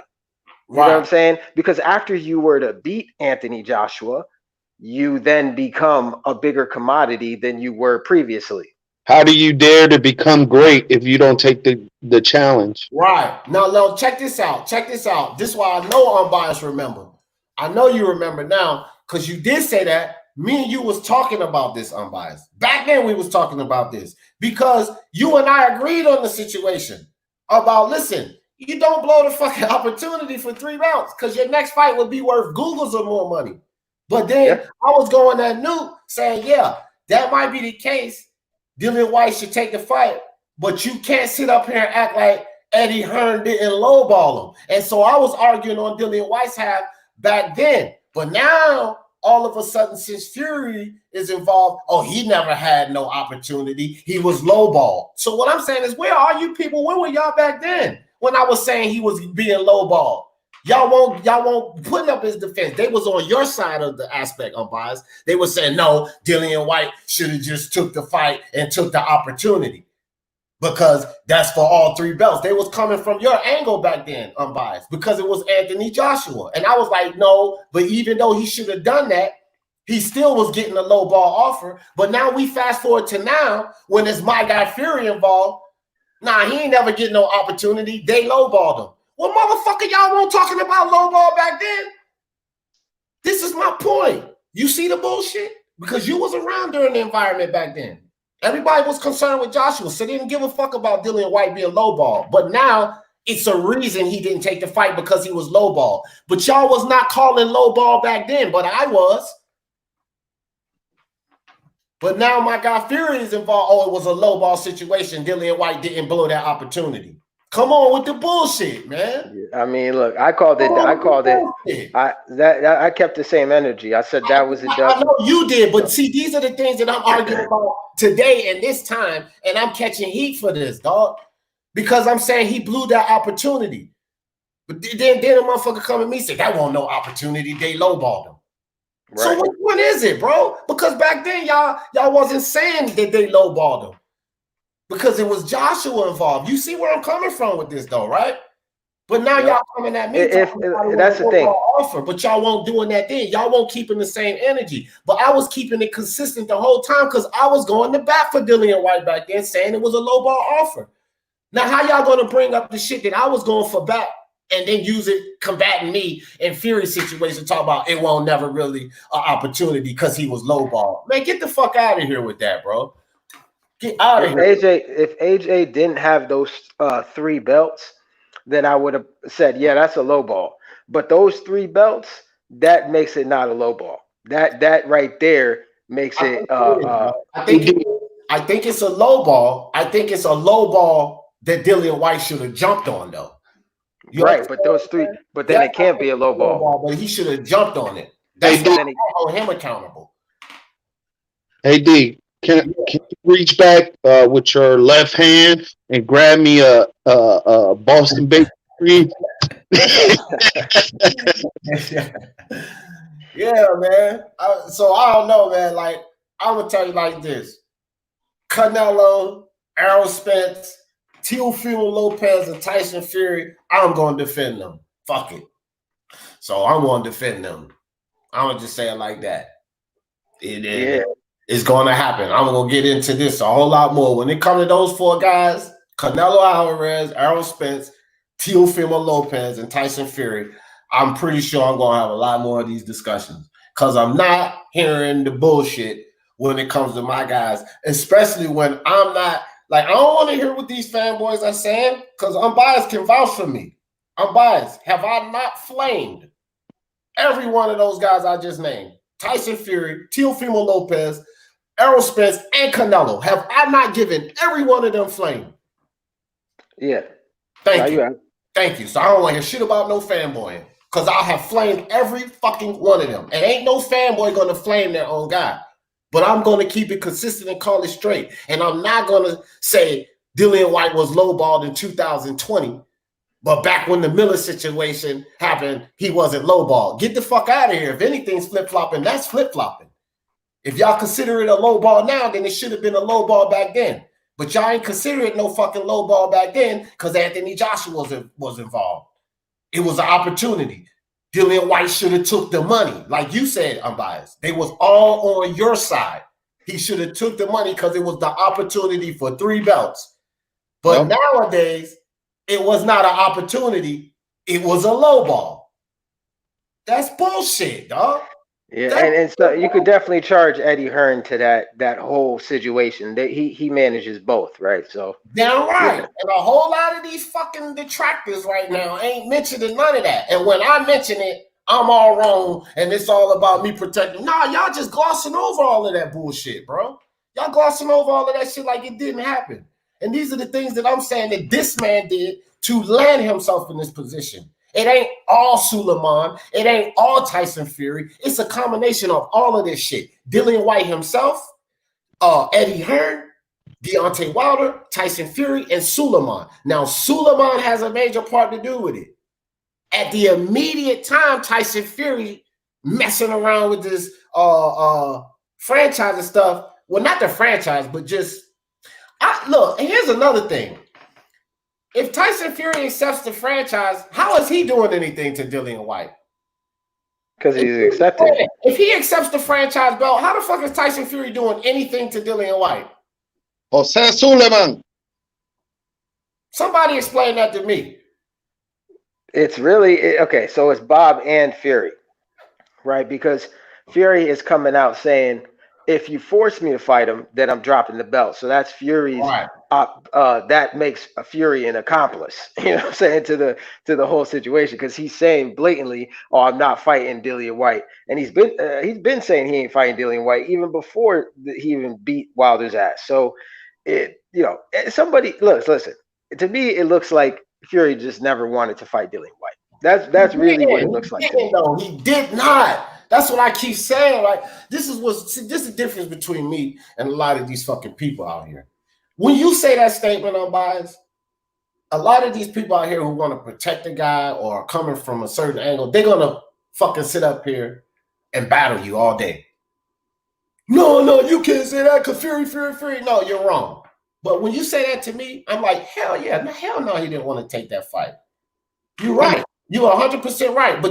But I laid that out before. A dude like White never ever fit into Fury's plans throughout his whole career. A fighter like Dillian White has never fit into Fury plans, and that has to do with Dillian White. And the reason I say that is because throughout Fury's journey, Dillian White had never captured a fucking title. But I guarantee all of you people, if Dillian White was holding the 2 belts or the WBC or the 1 belt, Fury would have fought his ass because he had the belt. Yeah, he's the guy that was considered the best. Then Fury would have fought him. But Fury's going to fight the best, and he's going to fight nobody's in between.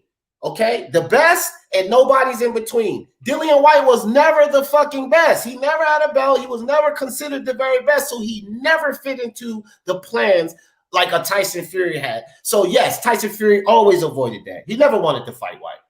Yeah, because you look at it for the career of Dillian White, even though he has more top 15 opponents in the heavyweight division, he didn't held a belt yet. So, yeah, he don't fit in Fury's plans. Ever. Never. His whole time. So when Mbaye say Fury ain't never wanted to fight Dillian White, he's correct. How you going to argue with that? You cannot argue with that. He never fucking wanted to fight Dillian White. Because he looked at a Dillian White like, that's worthless to me. Let me go do this, and this. Fuck him.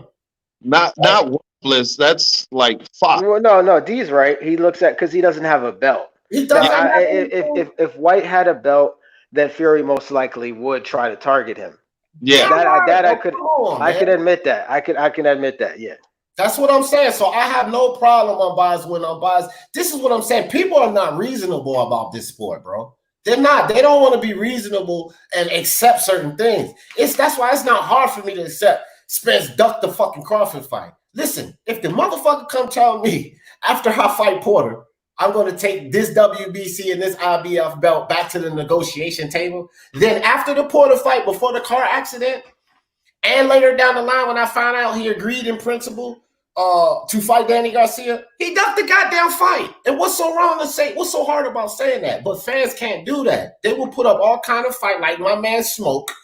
No Wilder be on some bullshit, but he will sit here and debate. I'm not going to debate unbiased for 3 hours, knowing goddamn well Tyson Fury didn't want that white Smoke. Why would I sit up here and do that? But Smoke, if we said that, he would sit up here and debate us for 3 hours about Wilder. But no, you can't say that because why don't you put this on the other guy? And Canelo did this. And no. We're talking about Tyson Fury not wanting that white Smoke. Yes, you're right. Why can't we do this in boxing, bro? Why?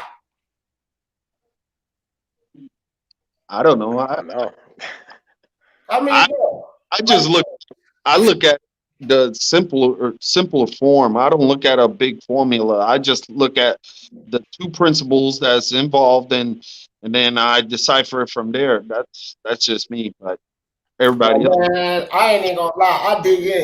I dig in, man. Yeah, one thing I do too, and I'm biased. Know this. No, what I mean by that is the two principles, that the actual two bodies that actually is the cause of the root.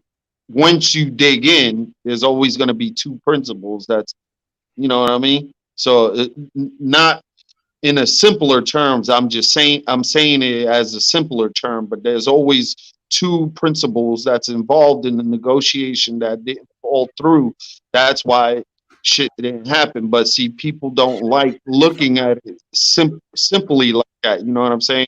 Or they have to go about going to research and do the whole digging in. I just bring it, closer to the two formula, like which two had the opportunity to create this and didn't do it. You know what I'm saying? So that's how I look at it in a simple form. Yeah. Multiple people are to blame for this situation. Agreed, D. That's it. But number one is Suleiman. Suleiman got to be number one. He's definitely number one. But that's why I start making all my guys. That's why I start bitching, because people got Tyson Fury as number one. He like, what the hell, bro? What the fuck are we miss? We not looking at all this shit going on? He's not caring about boxing. He's caring about fucking finances. Yeah, finances. But see, hold on. Let me say this about Fury, bro. He definitely about finances, because he ducked that first Wilder fight, that initial Wilder rematch, so that he could go sign for that $81 million. So ain't no denying that dude is about the finances, okay? But talking about Jose Suleiman Jr. Huh? I'm talking about Jose Suleiman Jr. Yeah. That's all. The belt green. You know that bitch about money. Brian, what's up, Brian? How you doing, D? Does anybody else here think that not only is Tyson Fury, Dillian White not part of Tyson Fury's plans, but Dillian White isn't a part of Eddie Hearn's plans? He wasn't meant. I think for the longest time he was not meant to be the number one contender. I think he fought. I'd put him in the ring. He'll get beat a couple of times. It'd be forgotten, and that'd be it. He was never meant to be number one contender or mandatory for any title. I wouldn't argue with. I mean, I don't know. I would analyze that, but you make a point there, because again, that's what this live initially started. I was talking about Eddie Hearn and how people are dismissing the situation with Eddie Hearn and Dillian White, bro. Like, that's why the thumbnail is what it is. Like, on some of what you're saying, Brian Harkin, look at the thumbnail. Absolutely. No, I looked at that thumbnail and I thought of that right away. Yeah. I mean, like, dude, this dude has a lot to do with this dude's freaking career right now. And Right. people always say, well, they lowballed them, they lowballed them, they lowballed them. Well, who the fuck is the they? The Them they was that lowballed them is the Eddie Hearn. Hearmites. It's Eddie Hearn. He the one who sent the goddamn offer. He lowballed them. He did. Eddie Hearn, right? Eddie Hearn's number one job is to protect Anthony Joshua. Anthony Joshua is his cash cow. And anyone who knows boxing knows this. Anyone who's watched Eddie Hearn knows that so many times he hasn't given a fuck about Dillian White. At all. At all. And this is meant to be this man's promoter. This man is meant to protect him as much as he's meant to protect Joshua. And he was meant to give him the same opportunities as Joshua got, if he was good enough. And so many times he didn't go to bat for him. So many times he left Dillian White's side to go look after Anthony Joshua. Right. And you know what else kills me too, Brian? Is that all these people are making this big fucking case about how Dillian White deserves this shot with the WBC. And they always go back to his resume about how many people he's fought, this, that, and the third. And I agree with this. We all agree that Suleiman and them screwed him. But doesn't this same logic apply? Doesn't his same resume apply when they lowballed him against Joshua for 3 belts? Did he not deserve it then? Did he not have that same resume then? Did he not accomplish this shit then and got lowballed by fucking Anthony Joshua and Hearn? Absolutely. What the fuck? They offered, right? Apparently they offered him $3 million for the fight. And they offered Andy Ruiz $5 million for the fight. So, you know, Andy Ruiz, I think, was going to take the fight. I know it doesn't matter if he was offered $1 million. You know, like, you know, for him that was like, for him, he wanted that fight. So, you know, I honestly believe if they offered, because that was Andy Ruiz's biggest payday by far up to date. I think his biggest payday before that was $750,000. Well, didn't Andy Ruiz on the first fight with AJ got like I think $6 million in the first fight, and then in the second fight he was supposed to get a certain amount, and he wound up making $11 million on that fight the second fight because that was pre-agreed if he won. Yeah, they already had the finances agreed if he won for the second fight. So you know. To tell you, but then again, he threw a wrench in there because yet again he was not meant to win. Yeah, yet again, he was meant to be. I look at it like this: even though if Hearmite and he was my promoter, and I know Dillian White knows that Anthony Joshua is his cash cow, so I would have took in the fight. This is me. If I was White, I would have took that $3 million fight and whooped his ass, and now I became the cash cow. But he didn't do so. You know, and that's what my thing is. That's the big contradiction between a lot of the people that I'm getting into it with now, and that I got. It was an opportunity then.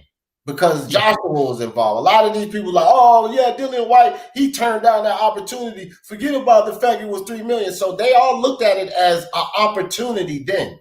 But when I speak of how Dillian White blew his opportunities, and I mentioned that now, they said, oh, that wasn't no kind of opportunity. They lowballed him because he deserved more than this. It wasn't an opportunity. Well, make your fucking mind up. Was it an opportunity or wasn't it?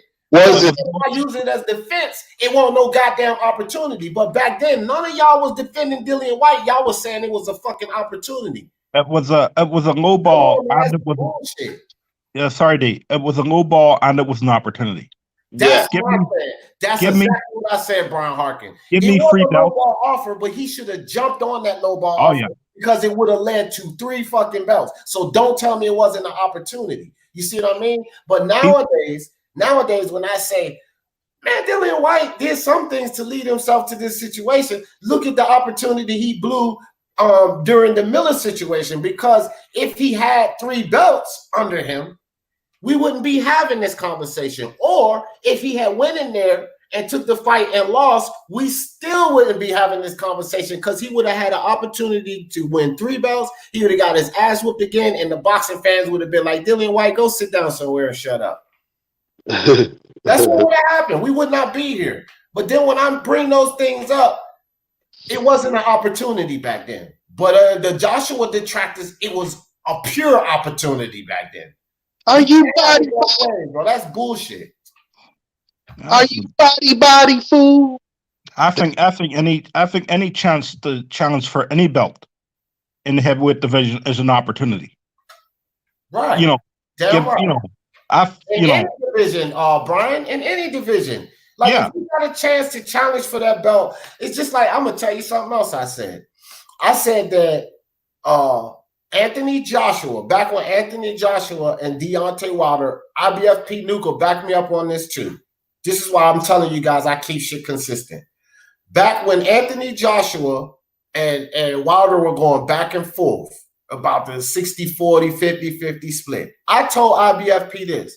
I said, bro, Anthony Joshua should just give this stupid motherfucker 50-50 because having all 4 belts all the 4 of those belts are worth way more than the 10% differential that they're arguing about. Once he captures all 4 of those belts, that man will have the whole thing locked down. So give him the money. Sometimes you have to take less for the opportunity. And this is what I was telling him back then about Joshua concerning Deontay Wilder. Even though Wilder's not worth it, 50-50, I understand that. It's an opportunity for you to have the greatest prize in history, 4-belt undisputed. So just give the stupid motherfucker 50-50, go beat his ass, and boom. But do you know what that means? About White. Even though it was a low offer, take the goddamn money. Hey, do you know what that means then? The way things turned out? Either Andy Ruiz would have been undisputed world champion or Tyson Fury would have been undisputed world champion. Well, that's it. And you know what else, Brian? That is a very true possibility because back then, this was before the Ruiz fight. And Josh was conditioning his footwork and stuff. He hadn't made those adjustments yet. Yeah. He was still kind of choppy and slow and gassy. And Wilder could have knocked his ass out back then. Exactly. That's what I'm saying. Either one of those 2 guys, things would have worked out, would have been undisputed world champions. So that's true. And I do believe that Andy Ruiz and Fury had a good chance of beating Wilder. It could have been a great turn of events. But you know what else we would have also had? We would have also had 4-belt undisputed and potentially 2 or 3 4-belt undisputed fights potentially. I don't know. They probably would have been stripped away by then. But even still, though, we would have at least had 1 4-belt undisputed champion at the time. If he would have just taken a little less money, give Wilder the 50-50, beat the shit out of him, and let him go out of the door. And we probably wouldn't even have to still be hearing about Wilder right now. Yeah. We would have beat him up already, dog. Yeah, and the money would have come. The money of you have all those 4 belts, that money comes to you. That's like saying I am the best in the world. If you want to fight me, you're going to have to offer me that money to get me into the ring. You know. See, South Croy, I already know about you and Anthony Joshua, dog. You like with Anthony Joshua as I am with Teofimo Lopez. That's how he is. You can't say shit about Anthony Joshua without South Croy starting to go in. He like me with Teofimo, get this smoke with Deontay Wilder. Anthony Joshua is South Croy's poison. Yeah, for sure. South Croy, he said this low ball offer was Wilder's creation to put an excuse for ducking. South Croy, all that shit may be true, but you missing the point now, fam. Regardless of all of that shit, South Croy, if AJ would have taken given Wilder the 50-50 and whooped his ass, he would have had all 4 belts by now, South Croy. And what I'm telling you, South Croy, you can say what you want. The 10% difference. Let me say that. The 10% difference. Differentiation. Yeah, that's what I was getting at, G-Boogie. The 10% difference. 60%, 50% was not worth giving up the opportunity for all 4 belts. Because listen, AJ made $85 million in a fight with Ruiz with no fucking belts, South Croy. Imagine if that dude had all 4 belts, what his next fight would have been. South Croy. He made $85 million with no belts against Ruiz. So if he would have beaten Wilder and captured all 4 belts, the only British 4-belt undisputed champion ever, is worth the 10% difference, South Croy? Fuck no. Hell no. Don't even try to defend that, South Croy, because you cannot, fam. You can't defend that ideology, fam. Yeah. I don't think no one can defend an ideology of not going for a belt when you have the opportunity. No one can defend that. I don't care how much money, right? For me, boxing's always been about legacy, right? I remember boxers on who they fought, on what titles they went for, not how much money they make. I don't give a shit if they make 1 cent, tell you the truth. I just want them to prove to me that they're the best. It doesn't matter what the division they're in. Right. And again, man, like, people get into these arguments and debates and go back and forth, but like they forget about. That's one thing I like about Unbiased and Unrivaled. They don't forget about the shit that happened before.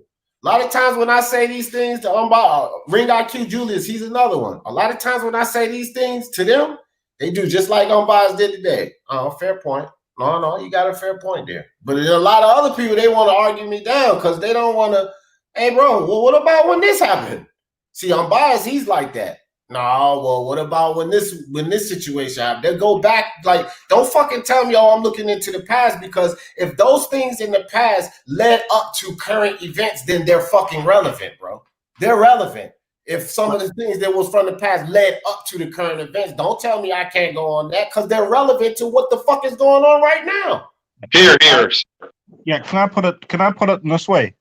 Dillian White gets $3 million to fight for Anthony Joshua for his titles, for his free belts, right? Dillian White wins. His next fight would be $30 million. He would get $30 million from Gate, $30 million.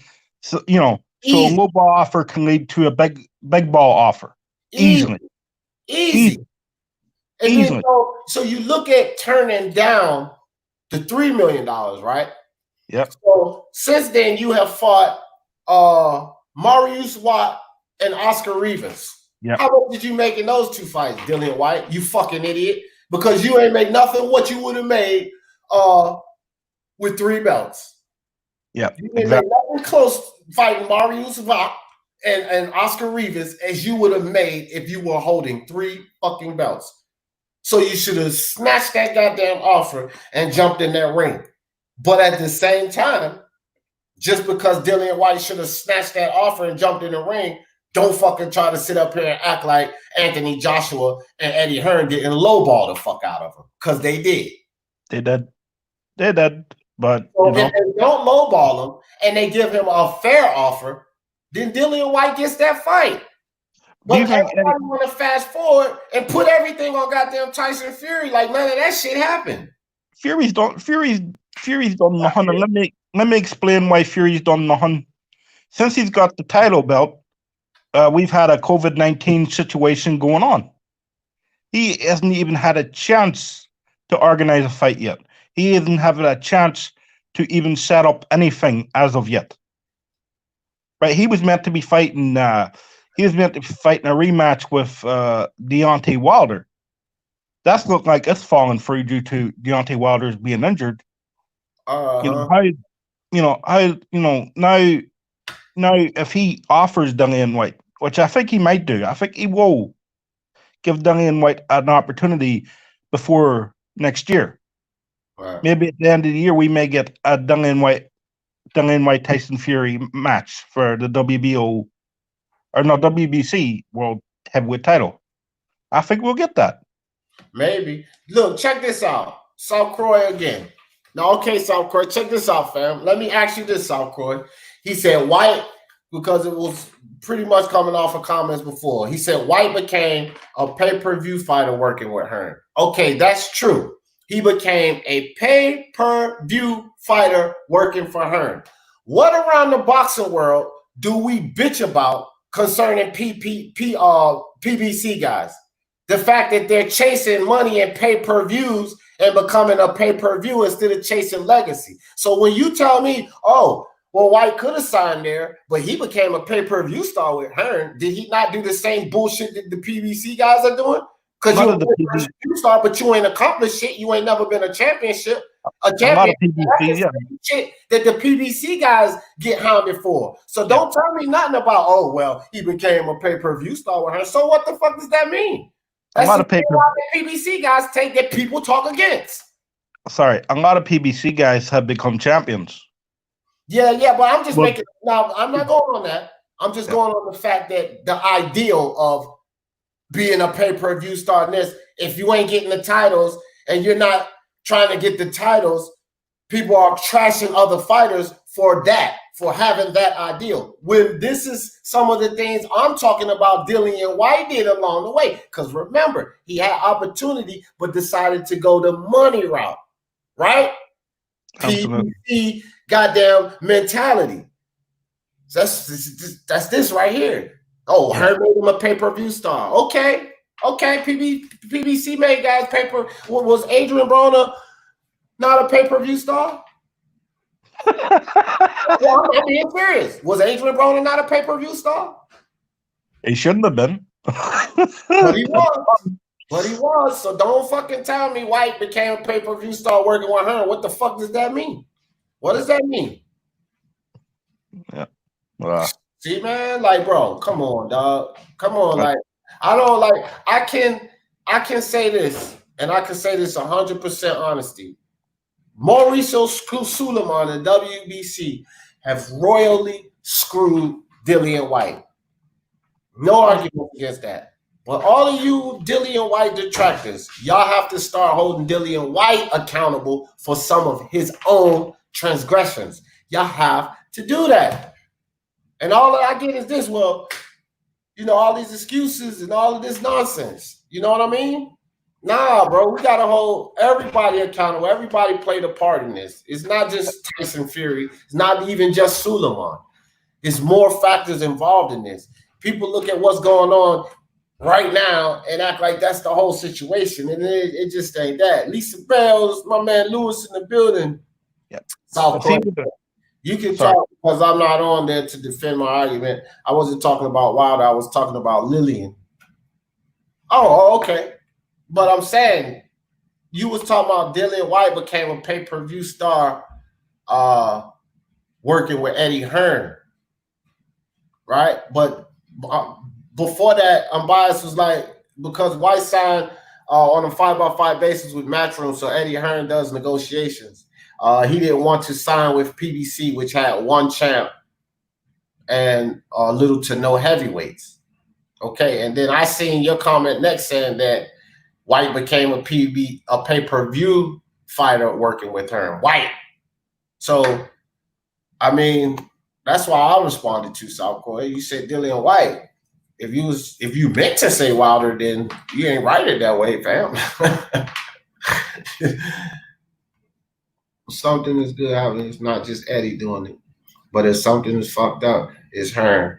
You'll not be a balanced reasoning. No. See, South Korea, that's not fair because, dog, I can't say all the time. We just talked about this Joshua situation. You know you favor Joshua a whole lot, bro. So look at Eddie Hearn. What do you mean? Is Eddie Hearn perfect, South Korea? Is he an angel? Is he not a promoter? This is one thing I say about boxing promoters. They're just like defense attorneys. It's in their job description to lie and deceive.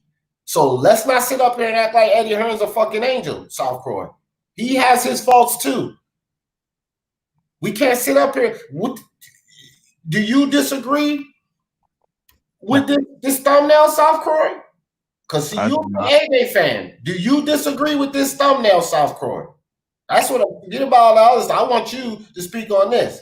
You have to be willing to give Eddie Hearn his lashes if he deserved them, South Korea. Absolutely. You have to be willing to give Eddie Hearn his lashes. So I don't know what anybody else do, but I take up for Eddie Hearn. I have said Eddie Hearn, in my opinion, is one of the best promoters out there. But when he deserves his lashes, I'm going to give them to him. He had to get it too. Like everybody else, bro. And in that situation with Dillian White, he was dead ass wrong. But a lot of people, and I'm not going to put this on you, Southcore, but I'm going to say a lot of people that are huge Anthony Joshua fans, they do this. They take up for Eddie Hearn in that situation. They act like Dillian White wasn't fucked over in that situation because it was all about Anthony Joshua. So they want to act like, no, Eddie Hearn did the right thing. Dillian White didn't get lowballed and screwed over.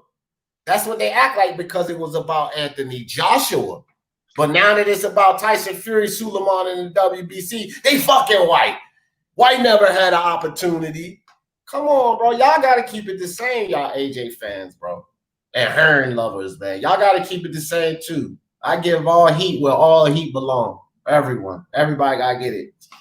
Why is pay-per-view in the UK only? Not, yeah, that's a fact, too. He's not a worldwide pay-per-view star. It's like Joseph Parker, the only pay-per-view in Australia. He's not a worldwide pay-per-view star. That's right. Or it's New Zealand, is it? Which one is it? Is it Australian or New Zealand? New Zealand. I believe he's a New Zealander. New Zealand, not Australia. Yeah, pay-per-view star, New Zealand. Well, either way, y'all know what I mean, though. Yeah. But anyway, man, so, wow. I think I'm going to just do open boxing talk on Speak Your Mind Sports Talk Live Daily today. We'll just have an open boxing talk session. I never expected this to go to almost 11 o'clock, man. I was supposed to be doing some, like, I research ideas in the morning, but I give myself like 4 hours, 5 hours to research an idea and the topic to come up with. But I done ran this damn thing to near 11 o'clock. Yeah. We might just do open boxing talk today, guys. I'll be back in like another hour on Speak Your Mind Sports Talk Live Daily. And I ain't talking about no damn Tyson Fury or Dillian White. I don't care what we talking. We're going to talk about something else. I done talked about them enough this morning. Yeah. But, but the hell with everybody. Brian, you got some closing thoughts? Because I got a closing thought. The situation. Everyone screwed Dillian White, even Dillian White. Fact. That's a fact. Even Dillian White. Yep. There was plenty of times, I believe it was for Luis Ortiz. He turned out in that fight to be #1 contender for the WBC title. He turned down in that Anthony Joshua fight for 3 belts. Well, $3 million or £3 million low ball offer. He has screwed himself. He has shot himself in the foot more than once. He left himself seriously with 0 options. He only had 1 option, and then that was the fight for the WBC, WBC title belt. He screwed himself over, and Eddie Hearn has screwed this guy over. Richard Suleiman has definitely screwed this guy over. Deontay Wilder has screwed this guy over. Everyone has screwed him over. But at the end of the day, you got to look at the part Dillian White played on himself. You can't say he did not choose this. He did not choose this. He did choose this. He chose to do it the hard way. He chose to pick money fights over #1 contender fights a long time ago. He chose money fights. And he always went after the money, but he didn't realize, and I don't think he was smart enough to realize if he had the belts, the money, he would earn more money. He went after money over legacy. And now he's in this situation, and this is the only situation he's in because this is his last opportunity. If this does not come off for him, he's not the only one to blame, but he can take the portion of the blame. Eddie Hearn could take the portion of the blame. Richard Suleiman probably takes about 60%. The majority of the fucking blame. Yeah, 60-70% of that blame. And Fury gets about 10% because he's messing with the situation now. Maybe 15% if y'all want to give it to, because he's messing with the situation now. But when we look at the overall scope of everything, all of these people out here charging that Fury like he the main problem, bro. I'm not trying to hear that. when this was never in Fury's agenda. This never was what Fury. People should. And my thing is this: people should have known Fury won't. Why y'all bitching about Fury fighting Dillian White? Y'all should have known that motherfucker won't gonna do that. Yeah, that's not how Fury moves, bro. This has been going on for 3 years before Fury was even champion. Hey, South Korea, come up here. Come, you. I'm gonna put the link in the chat for you, South Korea. You gotta be kidding me, bro. I need you to explain to me why. See, this is now, South Korea. I want you to understand something. We haven't had anybody that disagree with that sentiment at all, bro. At all. And this is what I say. That's why I say how you are about Anthony Joshua. Because I don't understand how you can't agree with that. But hopefully you can come explain that. I ain't say you said I'm not an AJ fan. Really? Dude, the way you go to defense of him, I just assumed that you was. I want to hear this. I mean, I assumed he was an AJ fan because the dude defends AJ like no other. Like, for real. He does well. I mean, he has valid points, but I don't understand. Like, listen, man, Hearn, how many times have we said, like, before this situation, like, are people forgetting how many times in the media that White was charging at Hearn for the lack of what he was doing concerning him? He used to go back and forth with Eddie Hearn all the time. Like, are people forgetting about this? Yeah. Like, you don't remember?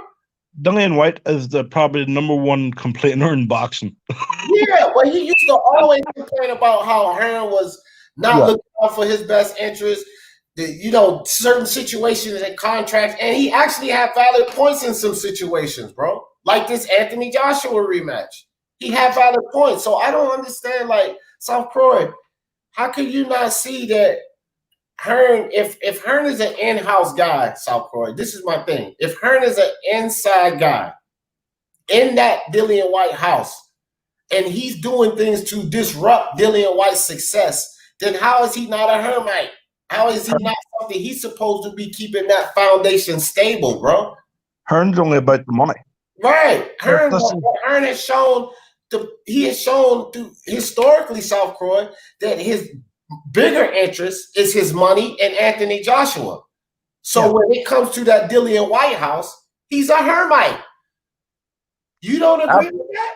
I think he doesn't want Dillian White as champion because he knows he's not the cash cow. He knows that he will not get the respect Anthony Joshua will get. Anthony Joshua was a silver gold medalist. I got you, South Croy.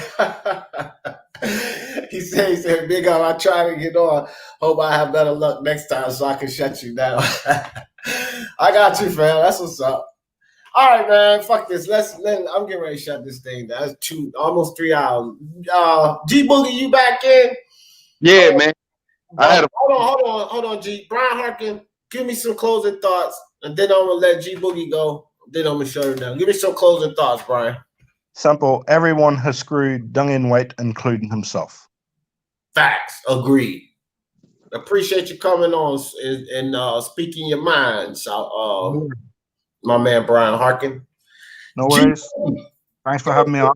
Oh, no doubt. Anytime, bro. G Boogie, give me some closing thoughts, fam.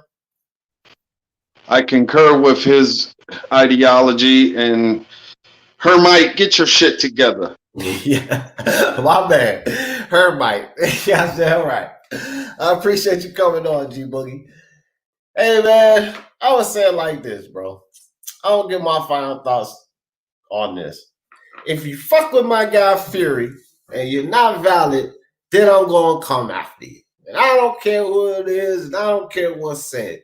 You got to spread this love all around the same way you got to spread the heat all around. You got to spread it evenly.